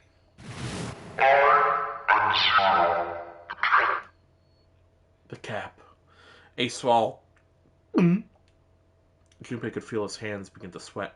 Only Clover seemed unaffected. Well, we won't know if we don't open it. She walked up to the door and put her hand on the knob. It opened easily, without so much as a pause. She walked in. Junpei and Ace followed. The first thing they saw was a man on the floor covered in blood. Man, this art is so good.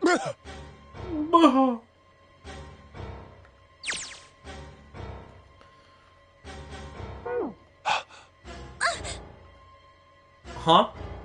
Wendy Lee, that was not like a gas. That was literally a fucking moan.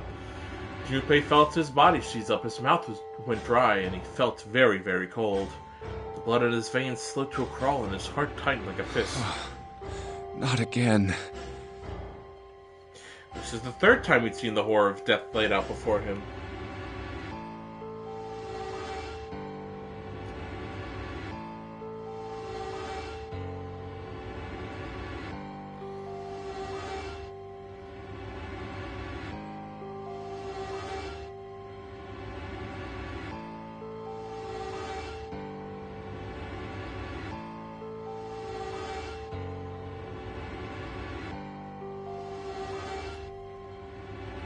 Still, he had begun to accept that whatever it was he saw, whatever had happened to him, was beyond his control. Whatever force controlled him was driven by a determination that he could not hope to match. Damn. Damn. A sense of helplessness, of desperation washed over him, and left behind a feeling of utter emptiness that wormed its way through its body like acid. No, wait. We didn't check his pulse yet. Maybe he's still alive. Maybe he's still alive. Oh, Junpei. He has an axe in his back. Fueled by that spark of hope, Junpei ran to the man's body, and his heart fell. When he touched his hand to his neck... No pulse. This guy looks gross. His pupils had dilated, and he wasn't breathing. Well, he's dead. Damn. If only we knew how it happened. Junpei lifted the man's already stiff body. There was a deep red wound on his chest. These wounds... I wonder what killed him. Junpei did not have time to wonder long. It must have been this.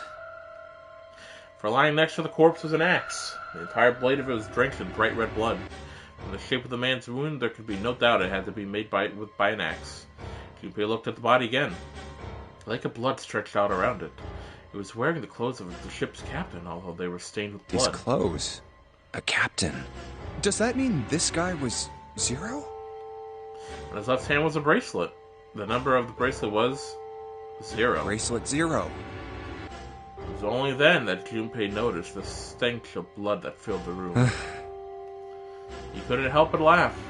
There was nothing else for him to say. It was too simple, too obvious, too straightforward. If there hadn't been a dead man on the floor, Junpei might have thought it was a joke. It may be wise to find a way out of here first. Yeah, you're right. Yeah, you're so right. You're so right.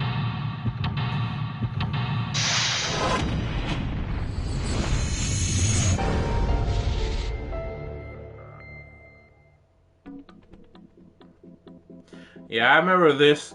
Every time I hear the song, it's this room I think about. Because me and my mom spent the most time in this room. Somehow.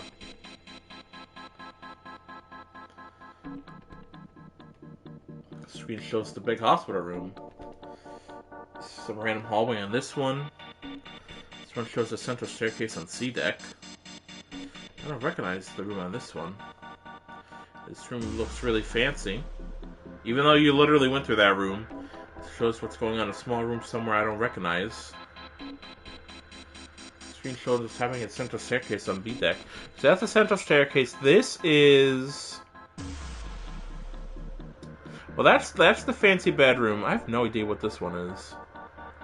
Fuck. That one is, I think... Yeah, this one is one of the rooms. This is the hospital room. That's another staircase. And that one, I think, is just another side of the staircase. It's this room that I'm, like, confused about.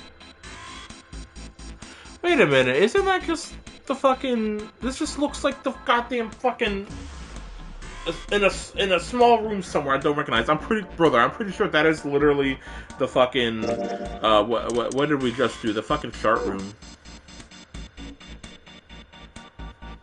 Hold on, I'm gonna look up this fucking stupid song. Let me look up 999 Captain's Quarters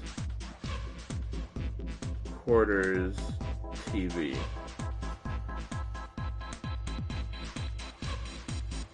I would love if someone was just like, that's stupid that he literally doesn't recognize the room he just left. There's a bunch of weird buttons on here. Probably switch we see on the screens. Do you know how to work this thing? Why don't we just press one of these? Like this one. Well, I guess it does change the... What the hell is this? Huh. Gibby snorted with a grim humor for the second time since he come into the room. The 4 screens along the bottom had a single letter each spelling out... Z-E-R-O, huh? It's like he's making fun of us. What do you think? He turned to Clover, who was standing next to him. Clover nodded. Nothing. It seemed that she cared about little. Of course, Junpei could hardly blame her, given the strain she was surely under. Junpei was somewhat surprised she had responded at all. Still, he had to ask. He gestured towards the corpse. What about him? Do you think that's really Zero? Clover shook her head weakly. There's no way that's him. Didn't I tell you already? Zero is one of us. Yeah, right. I know it's important to figure out who this guy is, but don't you think we should figure out how to get out of here first? But... Please, I don't want to waste any more time. Clover looked miserable, as if she could start crying at any moment. Junpei just didn't have the heart to tell her no. All right, sure thing. Was his mind playing tricks on him? Junpei wondered. For a moment, he could have sworn he saw Clover smile. Again, what is literally with the fucking game giving me a conversation and then putting me in the other room? There's an R on this screen, there's one on this screen, there's a Z on this screen, this one's static, this static. Is that the door on the screen the one behind us? You're right. So whatever that camera sees is sent to the screen in real time. I wonder if that means something, you know?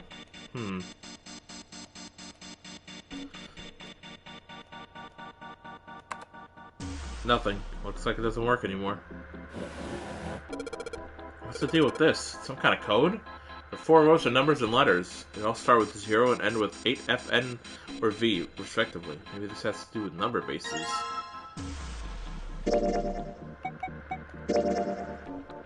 Find the captain's quarters. 10 base 10 is written as A in hexadecimal, therefore 11 is B. So on the chart, follows through for each numerical system.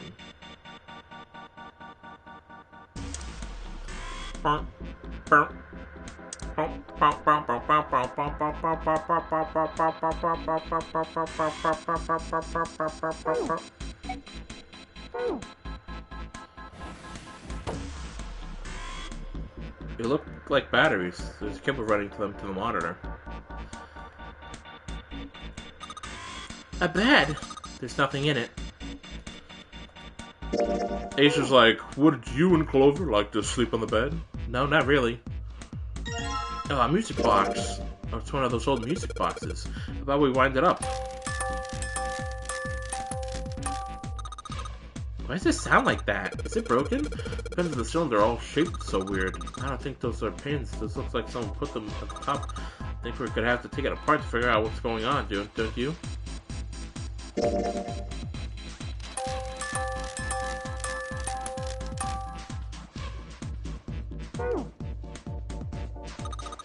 It's a lamp, but it doesn't turn on.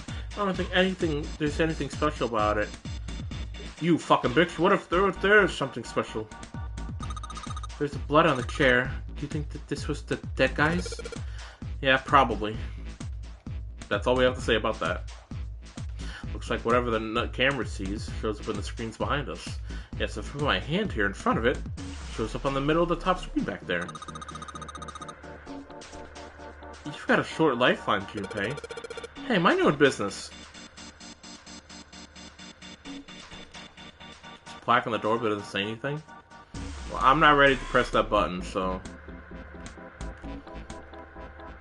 I guess we will leave. Junpei, what are you doing? We searched the wheelhouse from top to bottom. There's no reason to go back. In fact, don't you think it would be wise to investigate the captain's quarters? I think we ought to check both rooms, don't you? Fuck off. Look, a hook.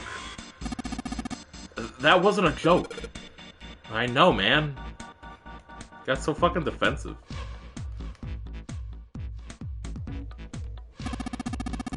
Imagine you go to the club and this is the bass drop. Clock mounted on the wall. The hands aren't moving. Little surprises that the time is wrong then, I suppose. And there's nothing on the back. Except your mom. Oh! Looks as though this drawer's the only thing that's locked. I don't see a keyhole, though. An electric lock, perhaps? Take a look at the left side of the drawer. Yeah, there's some cables over there. That must mean... What do we got here? What do we got here? Touch the paper. Hey, what's this? It's blank. There's nothing written on it. White piece of paper. It's blank. An early telecommunications device, most likely used to transmit a radio signal of some sort. What did Joseph Joestar sound like? Jotaro. I'm Jotaro. I'm Joseph Joestar. I experimented with it earlier, but to no avail. I imagine it's broken. There's a pair of headphones on the desk. I'm using headphones. It's a really long cable. The tip is hooked onto the desk drawer.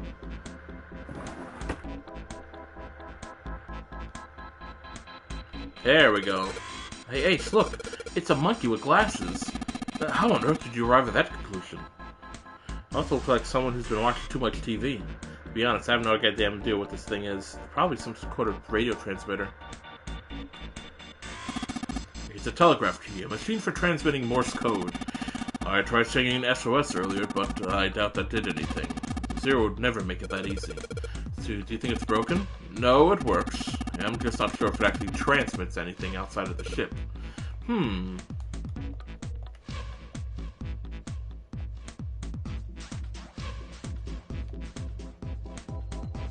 Just a normal light. Well, it won't turn on, so it's not that normal.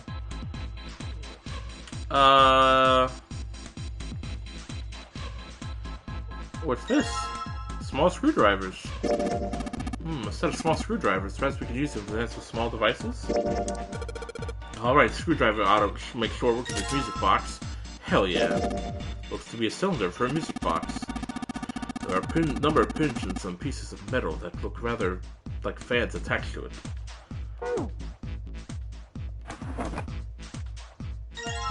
Ink. Let's put ink on the cylinder. I guess I'll put the ink on the cylinder. Dirty cylinder. Now let's put the cylinder on the paper. Now I just gotta roll the cylinder across the roll of paper. And if I'm right, the ink should.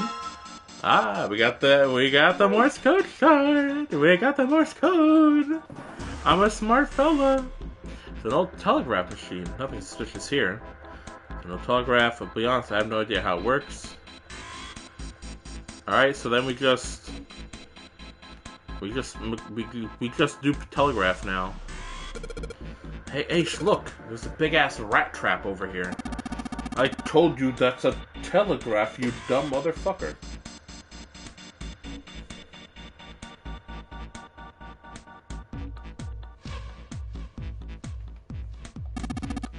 It is a device that transmits messages through Morse code. There's no keys on it. Alright, that's the Morse code I'm supposed to enter. If I do this right, something will happen. I hope. Alright, let's give it a shot. Alright.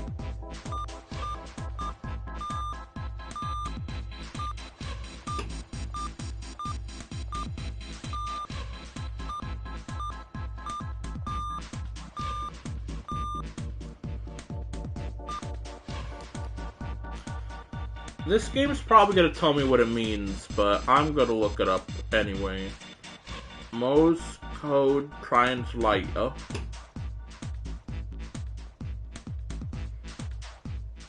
Okay.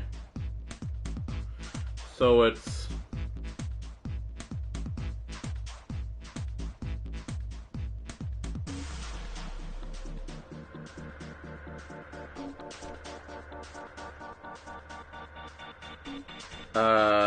I think it's...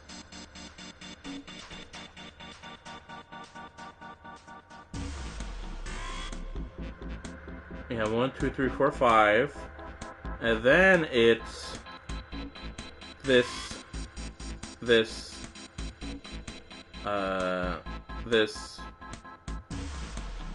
and that, yes. And then it's this, square, period. It just says ETT.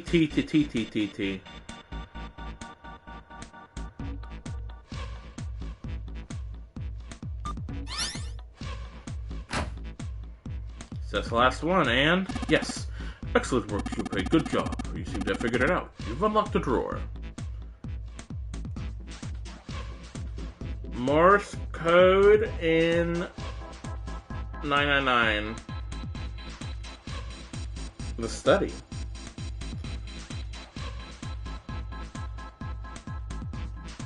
This is not what I'm looking for. Oh.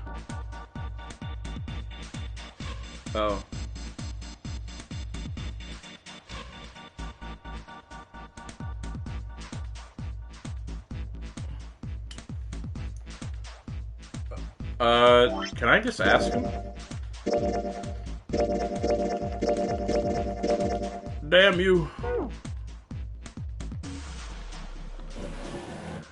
Ooh.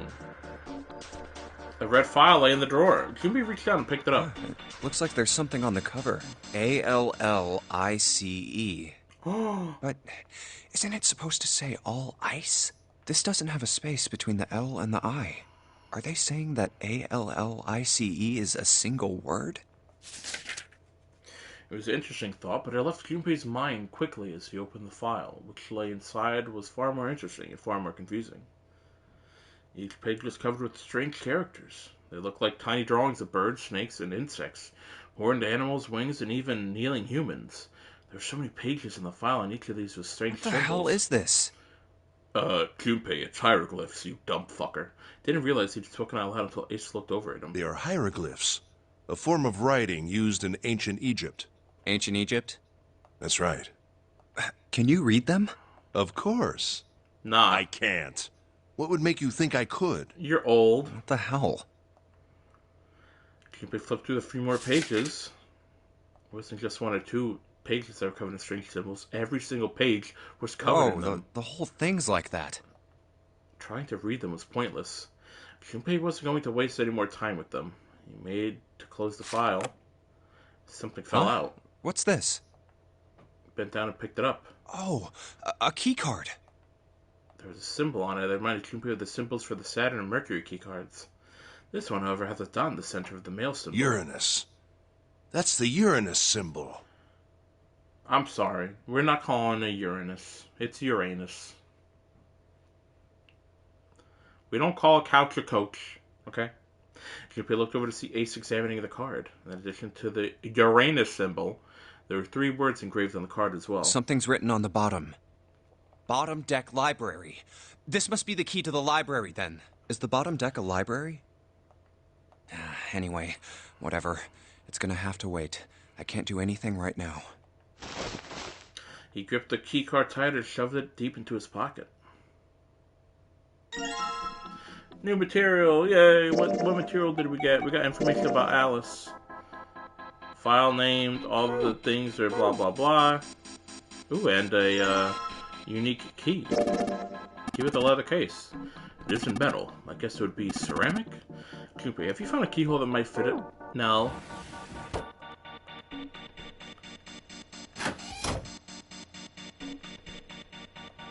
Maybe. Looks like it's got the keyhole in the bottom right. Maybe the key I got earlier. No, it's on. Cooper, look. There's this minus sign on the screen. There's 8 of them. This probably means we gotta put 8 digits. Think you can figure it out?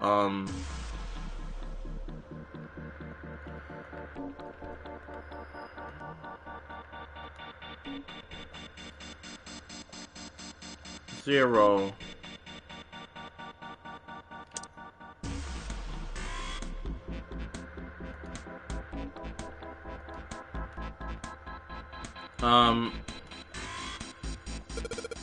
Eight digits, huh? Alright, let's give it a shot.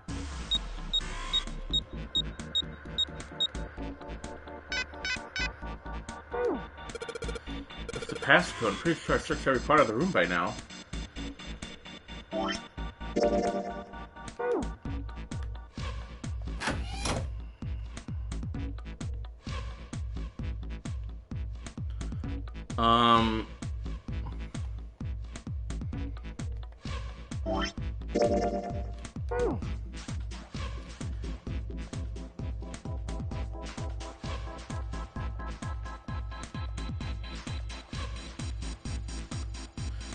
I can't remember what the fucking passcode is. I think it honestly might have something to do with, no, not this,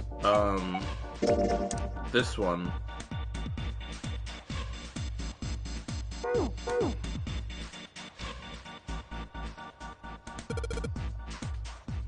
Nine nine nine nine nine nine nine nine.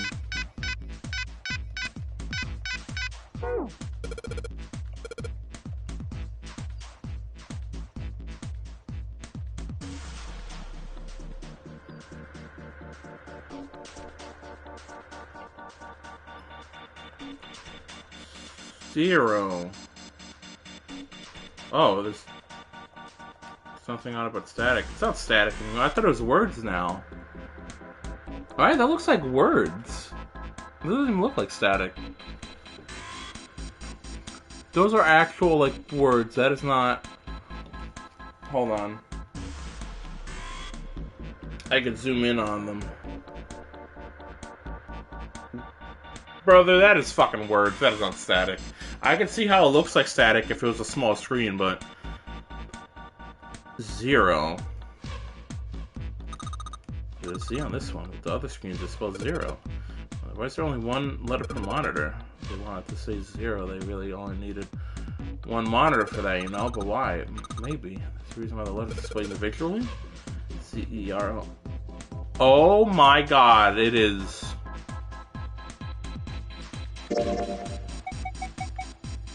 It's for every fucking letter. Oh my god, hold on. So then that would be... Oh, I fucking figured it out. Fuck. Numeral system chart.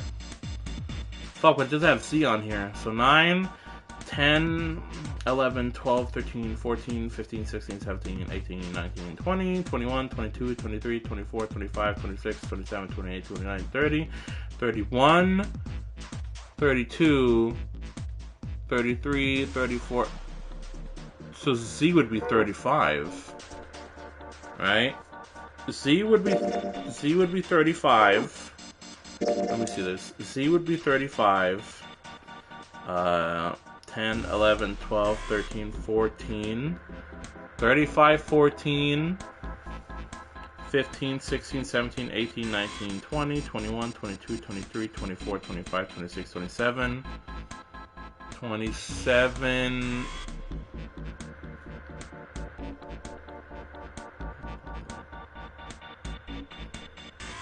I think I got it.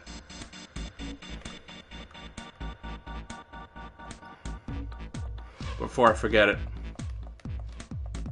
Come on. One more time. Okay, I think 35. Fuck. 14. 27. 24? Hey! Ooh, I'm a smart boy. Yes, it worked. Good job, Junpei. Excellent, you seem to have unlocked it. Good job, Junpei, good work. Oh, alright, let's go. Nice FMV, asshole. You found it! Oop, sorry, I skipped it. Oh. They stepped out of the captain's quarters and into another hallway. The hallway stretched out in front of Junpei for a bit before turning left like a great backward L. Alright, let's go. Junpei ran out of the corner and took off down the straightway. He ran and ran and ran. At the end of the hallway was a door. That's the next door. He made straight for it. Wait, a piece of paper. He was nearly halfway to it when he noticed a piece of paper in the middle of the floor. Junpei skated to a halt. This is... Dropped down to his hands and knees and quickly tore the paper off of the floor. Map of the ship's interior for A-Deck. What's wrong? Ace, slightly slower by virtue of his advanced age, had finally caught up to Junpei. I found a map for this floor. He showed Ace what he snatched from the wall. Can we see the map? Where's the map? Ah. Casino. Oh, so we can see where we've been on... Let's see. Where have we been on B-Deck? We've been in a lot of places on B-Deck. Okay, let's see. We've been in the B-Deck central staircase. Why is there a map for that? First class cabin. Yep. Second class cabin. Kitchen. Casino. On C-Deck, we've been in the laboratory, we've been in the operating room, we've been in the shower room, large hospital room. Still don't know why there's a map for that. C-Deck. Oh, it's because I keep touching the thing. And then storage.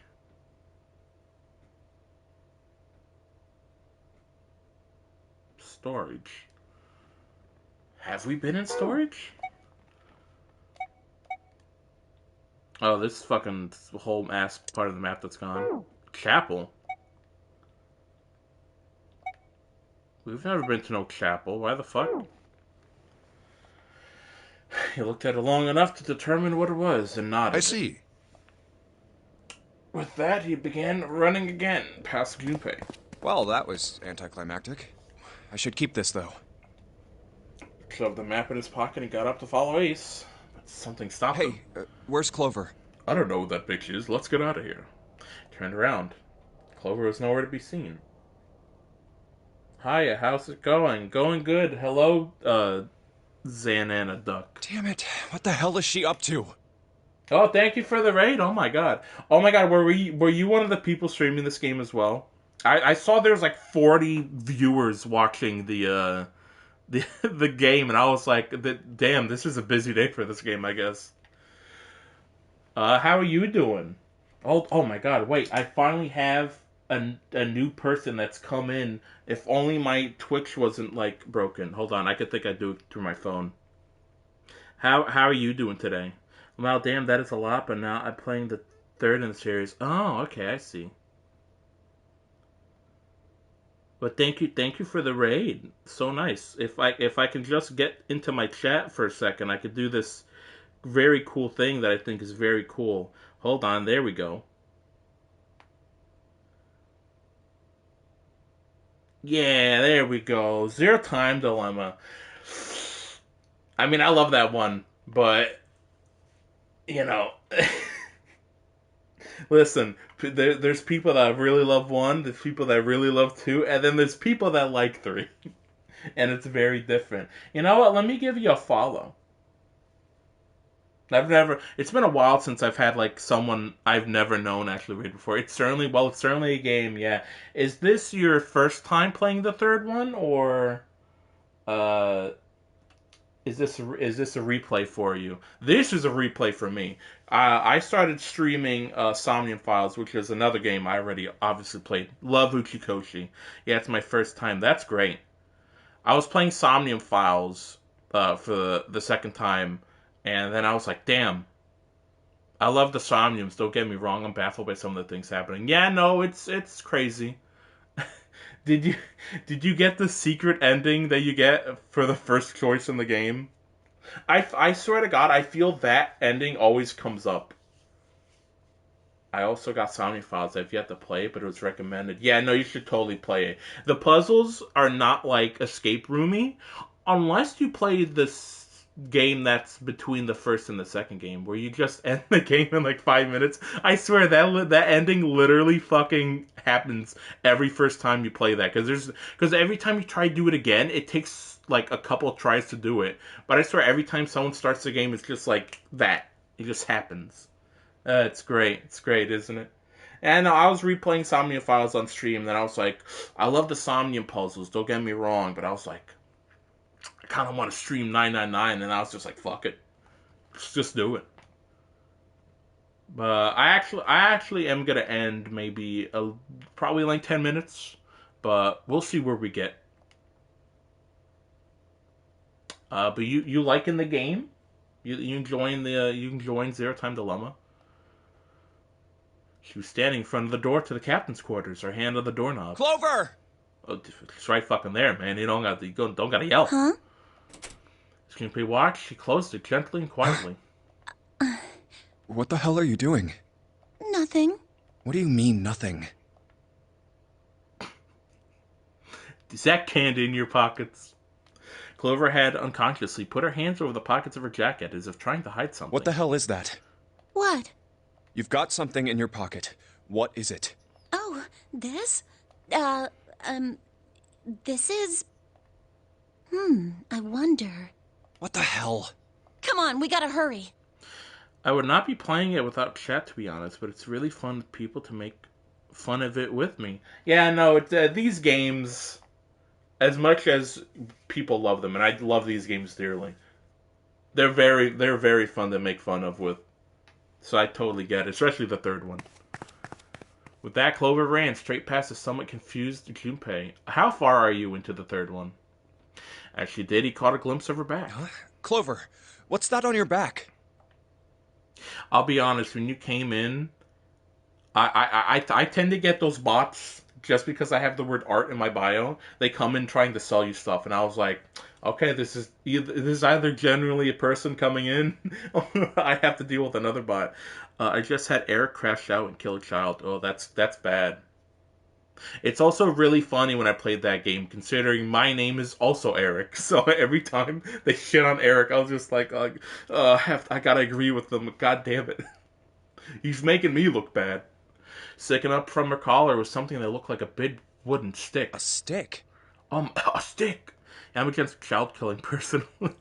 Hey, Clover! What the hell's that thing on your back? Listen. Sometimes there is games where there's a kid, and you're just like, ooh, if I could just push this kid off this cliff right now. This Eric's not indicative of all Erics.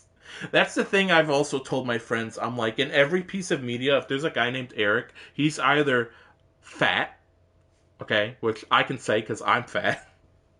He's either fat, a total asshole, or both. And it's almost always either one or both. She didn't respond. Instead, she quickly turned the corner and disappeared. Where's she going with that stick? Is she ignoring me? For crying out loud.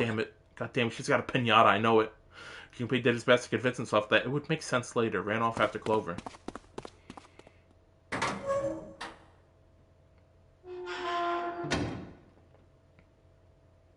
Junpei pushed through the door and found himself in a large room with a large set of stairs. Big stairs. Huh. So this is where it ends up. The big stairs. Just like it says on the map. You know, I think big stairs is a part of this. It was just what he expected to see after reading the map. His IC, after reading the map himself, meant that Ace had probably realized the same thing. Ace, did he head down? He put his hand on the handrail and leaned over to look down. So I'm not going to ask you because you're not done with the third game yet, but out of 1 and 2, which Zero Escape do you like more? Do you like this one, or there he is. Do you like the one where you're on the moon? Look, the 4 others are there too. Hell yeah. And not just Ace, Santa, Coon, 7, and Lotus as Really? well. Let's join them. Yeah. Junpei and Clover glanced at each other. 99 is my favorite of the two. Yeah. Yeah, even though I really like the second one. I think... You know what did it for me for the next 2 games? Was that it was like... They started putting real color theory in the second one. Did you not get real tired of them telling you about hexadecimal in this game? Because they're not going to let you get away with not knowing it. What it was for me was the second game was like, they put a lot of math puzzles in that game. And like, even when I was playing it, I was like, I've never really liked math. And I forgot a lot about it. So then when they're trying to tell you to do formulas and stuff, I'm like, oh, god damn it. I don't know numbers. I kind of did also know far too much about digital roots. Now, I mean, the digital root part is like fun. I like the digital root because that's easy. That's just easy fucking. They're also just like, if I put these numbers together, and I get 7. Wow, the pool table puzzle in the second one killed me. Oh god, when I get to that, I'll probably remember. I forgot it was one of the puzzles in the second one that had to do with like the little tree, like the rainbow tree or whatever. I don't remember what it was, but god damn, what the fuck, I was stuck on that. The second game I literally needed mostly a guide for. They reached B deck at the same time. Jumpy! Clover! Hello, June. I'm not trying to say too much stuff because, I don't know. I feel like even if you know a lot of stuff, and even if people are listening and they don't know, I kind of feel like a lot of times I try not to spoil stuff. You know what I mean? So I could just say things about this character that I know in the future, but I'm like, I will bite my tongue and save for that for later. Something had happened. That much Junpei could tell by simply looking What's at up? her. I use a guide more than I'm proud of. With these games, with puzzle games, it's like, that's like the one that you're like, alright, I guess I'll use a guide. It feels worse to use a guide when you're not playing a puzzle game. Let me get a guide up for Grand Theft Auto 4. You know? Given their situation, he was not inclined to be excited about sudden developments. June, however, couldn't contain herself. We found it! Found what? We found it! We found it? Like the clown? Fair enough, I rated in...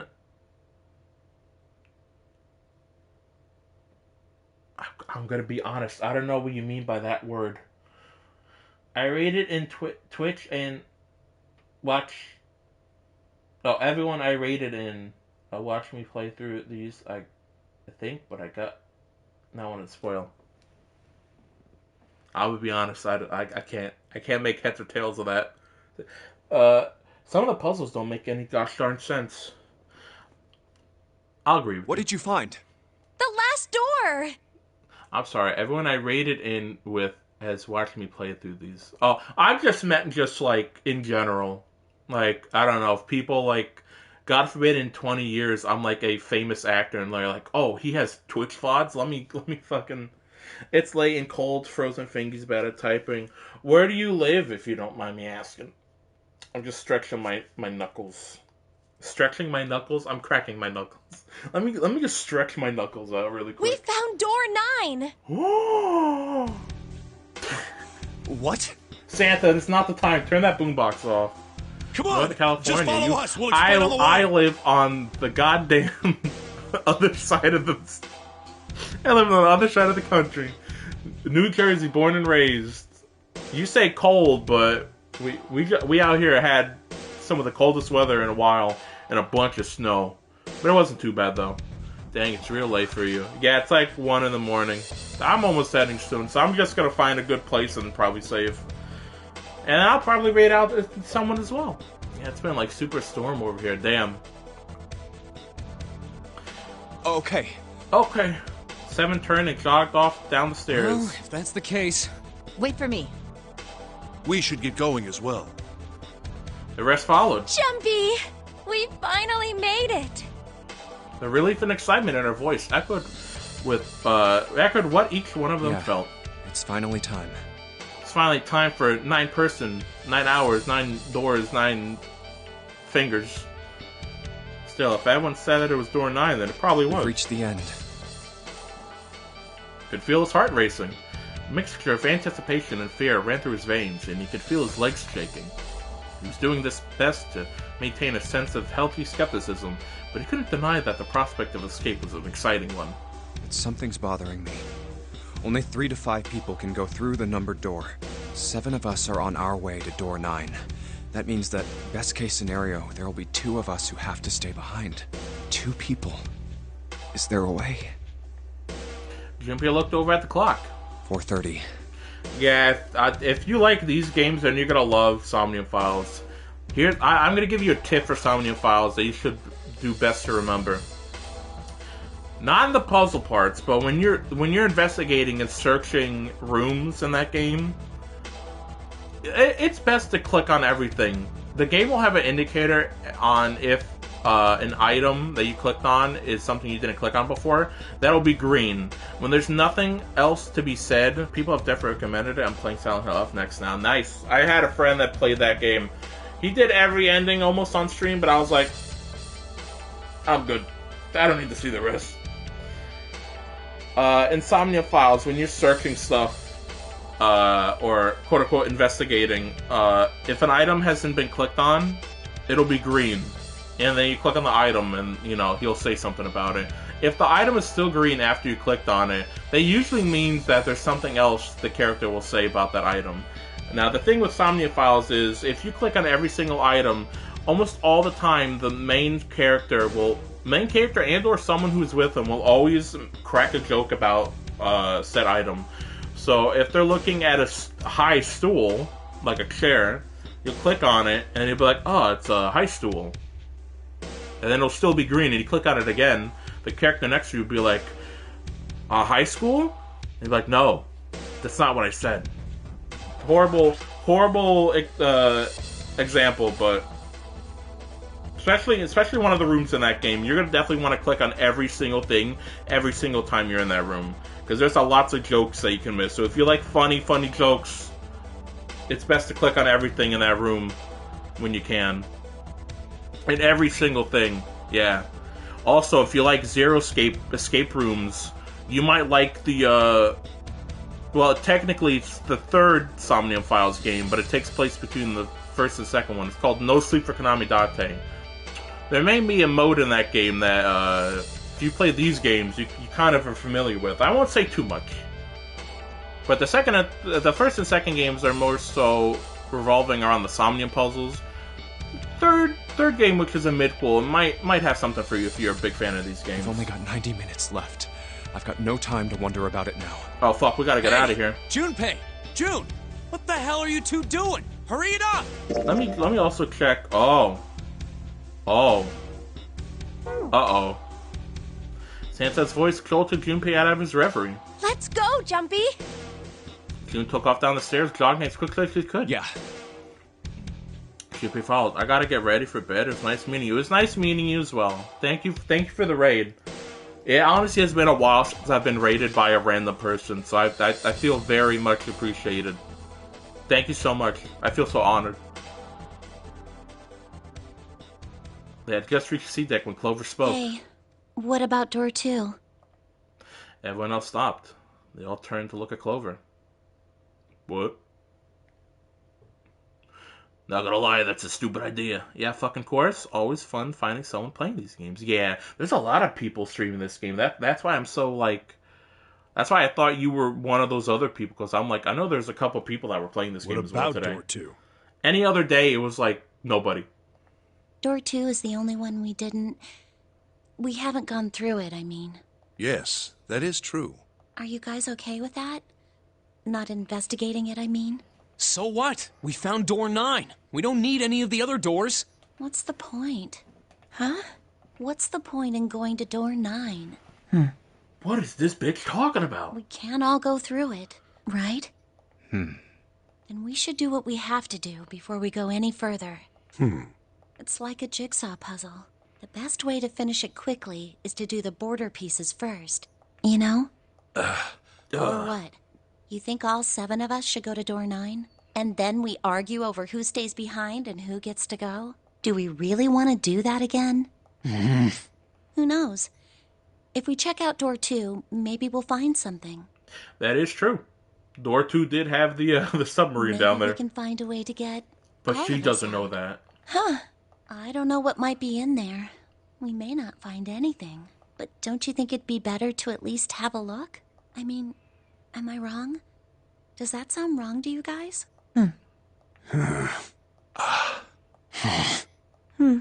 Yeah, you do have a point. Just had to be different, Junpei. Couldn't just go like the rest of them. The other's not in The agreement. last time I checked the clock, it was 4:30. It's not like we've got a lot of time, but if we're quick about it, we might have time to take a look. You're right. Let's go take a look at door 2. They were back in front of the elevator. Nearby was the large The hospital elevator room. can take us down to door 2. Who shall go then? Let's see. Me. I'm going. Then June, 7, and I need to go with her. 4 plus 3 plus 6 plus 7 equals 20. 2 Hey, plus why 2. do you get to... I don't mind. We'd only waste time arguing over it. 4 plus 3 plus 6 plus 7.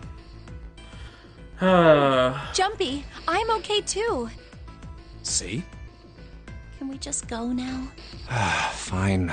All right, let's get going. I'll see you later. Okay. Be careful.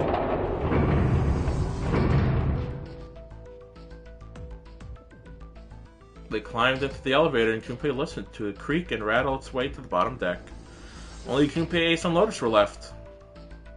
As the elevator rumbled out of sight, Ace spoke. Lotus, would you be so kind as to go with me? Go with you?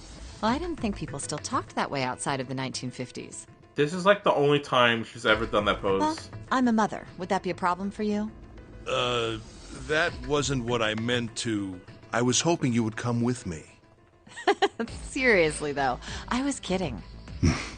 So, where was it you wanted to take me? There's something I wanted to show you. Hey man, what the hell? I'm not important enough? Well, it's not like that. I wanted to show her my butt. I think I have a birthmark down there. Once I've shown Lotus, I'll show you. Really? Of course. Ace's smile was friendly. Fine. Do whatever you want. Thanks, Junpei. Are you coming, Lotus? Fine. Doesn't look like they're going to be back anytime soon. I might as well go and see whatever it is you think is so important. Thank you.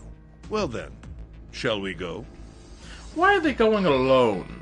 Ace turned and began to walk. Lotus followed. They disappeared into the hallway on the left.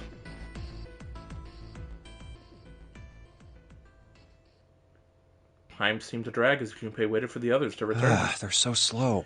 And what's keeping Ace and Lotus? Suddenly the elevator opened.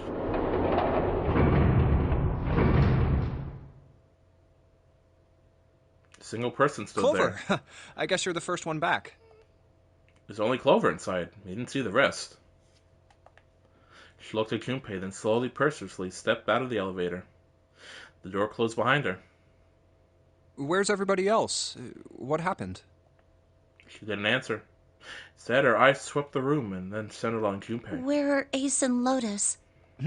Oh, Ace said he wanted to show Lotus something, so they went into that hallway. Junpei explained what had happened. Oh, then they went over there? Her voice was small and timid. Yeah, I think so. He repeated his earlier question. So where are June, Santa, and Seven? Why aren't they with you? You really want to know? Yeah, there was something wrong with her smile. Yeah.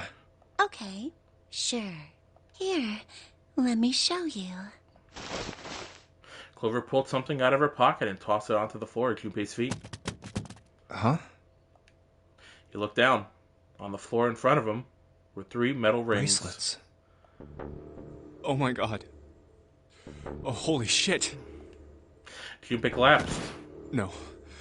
No way. No way. This has got to be some kind of joke. This can't be real. Junpei's body felt like rubber. His heart felt like a cold lump in his chest, and his hands shook uncontrollably. Sweat poured down his face. The 3 bracelets sat there on the floor before him. He could see the numbers on their faces. 3, 7. And? 6.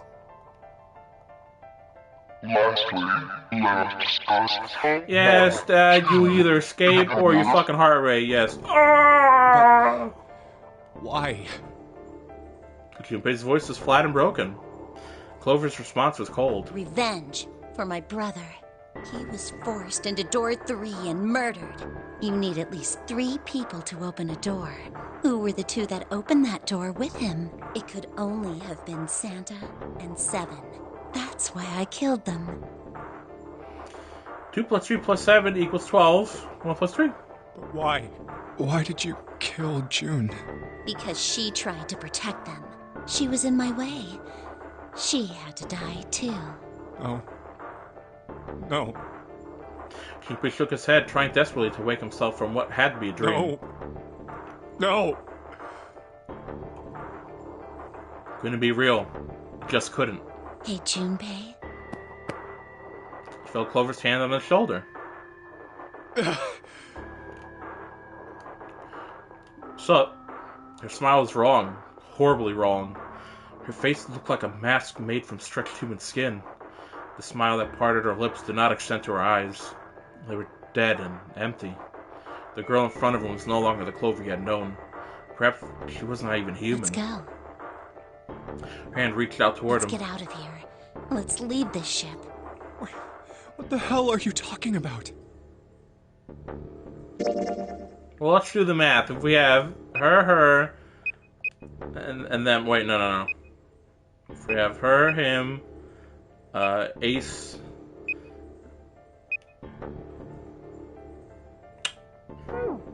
Seems right. To open a numbered door, Yes, I know. You need at least 3 people. But as long as we have this... Once again, Clover reached into her pocket and pulled something out. It was another bracelet. Junpei could see the number on the face. 0. The 0 bracelet. You've got something in your pocket. What is it? Oh, this? This is... See? You get it now? If we have the 0 bracelet, we can leave. You and I can open door 9 with just the 2 of us. 4 plus 5 plus 0 equals 9. See? So let's go. Come on. Hurry up. She shoved her hand out again. Junpei looked up at Clover. She had the face of a demon. There was something else. There was a holy light that surrounded her. She was both a fierce god and a benevolent goddess filled with love. Her voice was soft. Her eyes weren't empty anymore. They were so deep Junpei could feel himself falling into them. He felt dizzy. There was something oddly bewitching about her. His mind was beginning to crack and his heart began to melt. Junpei. The hand she was offering him, it looked so soft, so inviting. Clover. Junpei reached out with his own trembling hand and closed it over hers.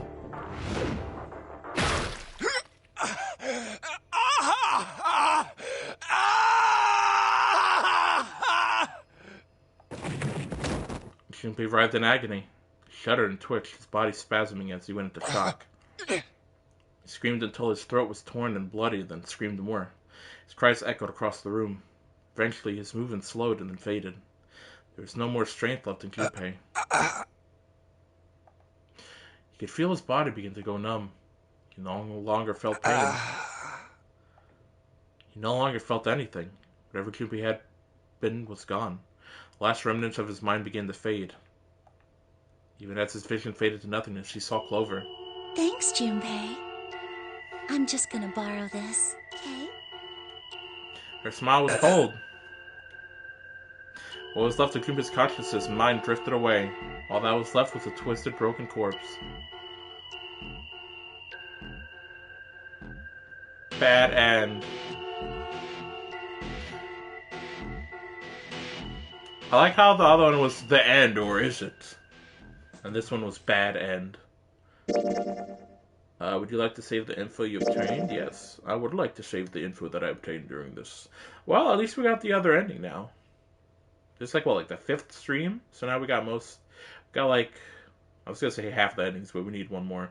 I would do another one if someone I know was waiting for me. And now you finally... and now you finally get the fucking stuff here. You don't get it with the submarine ending, but you get it with the Clover ending. Fuck. I'm just gonna do this. All right, let's go. Wait. No.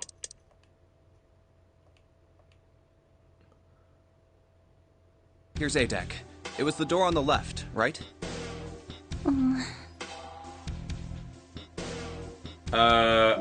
Wait, no. Let's go here. No, that doesn't show anybody though, or does 1, 2, 3, 4. Just double check. Yes, just... We need to make the whole thing fair, blah-de-blah. This is a complicated plan, you know. Is back in the big room? I just want to start somewhere off. Hold on. The 6 of you split into 2 you solved them and then met. At any rate, Let's I know see I if said we got I didn't anyone think else. Well, we saw each other again and we ain't dead. Anyway, we found the key we need. Alright, I'm gonna save here and we're gonna raid out to somebody. So if whoever's still here would like to stay for a bit while I lurk, while I raid out, that would be very, very nice of you, and I would very much appreciate it. Now let us see. Would you like to quit? No. Let us see here. Who is live right now? Let's see.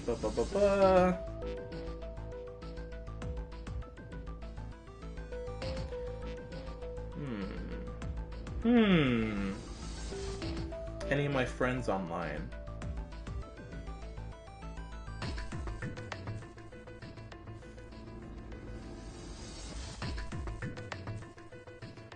Okay, you know what? I think I will raid my friend Gold because he's still on somehow.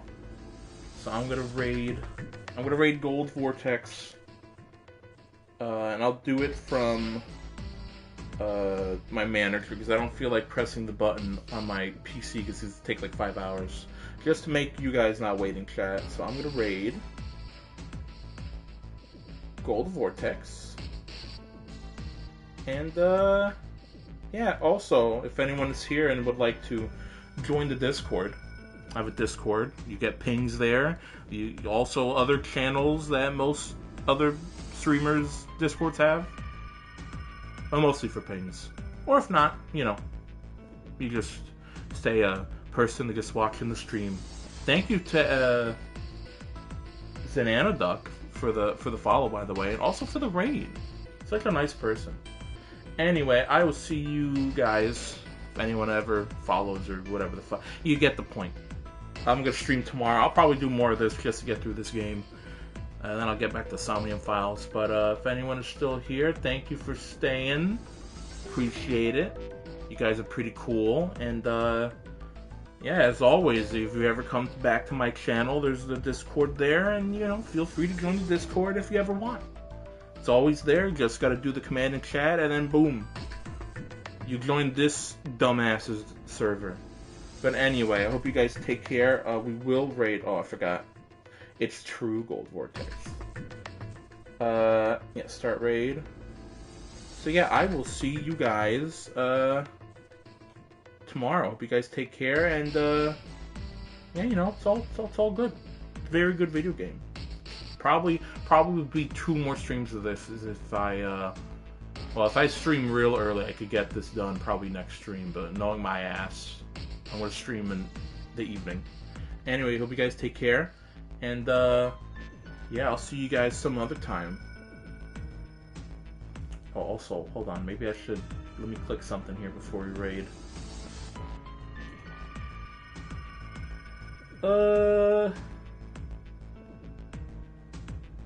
Yeah, no, I gotta check out Zananaduck. They're pretty cool. Anyway, hope you guys take care. And, yeah, peace. And wash your butts. Always wash your butts. Okay, bye.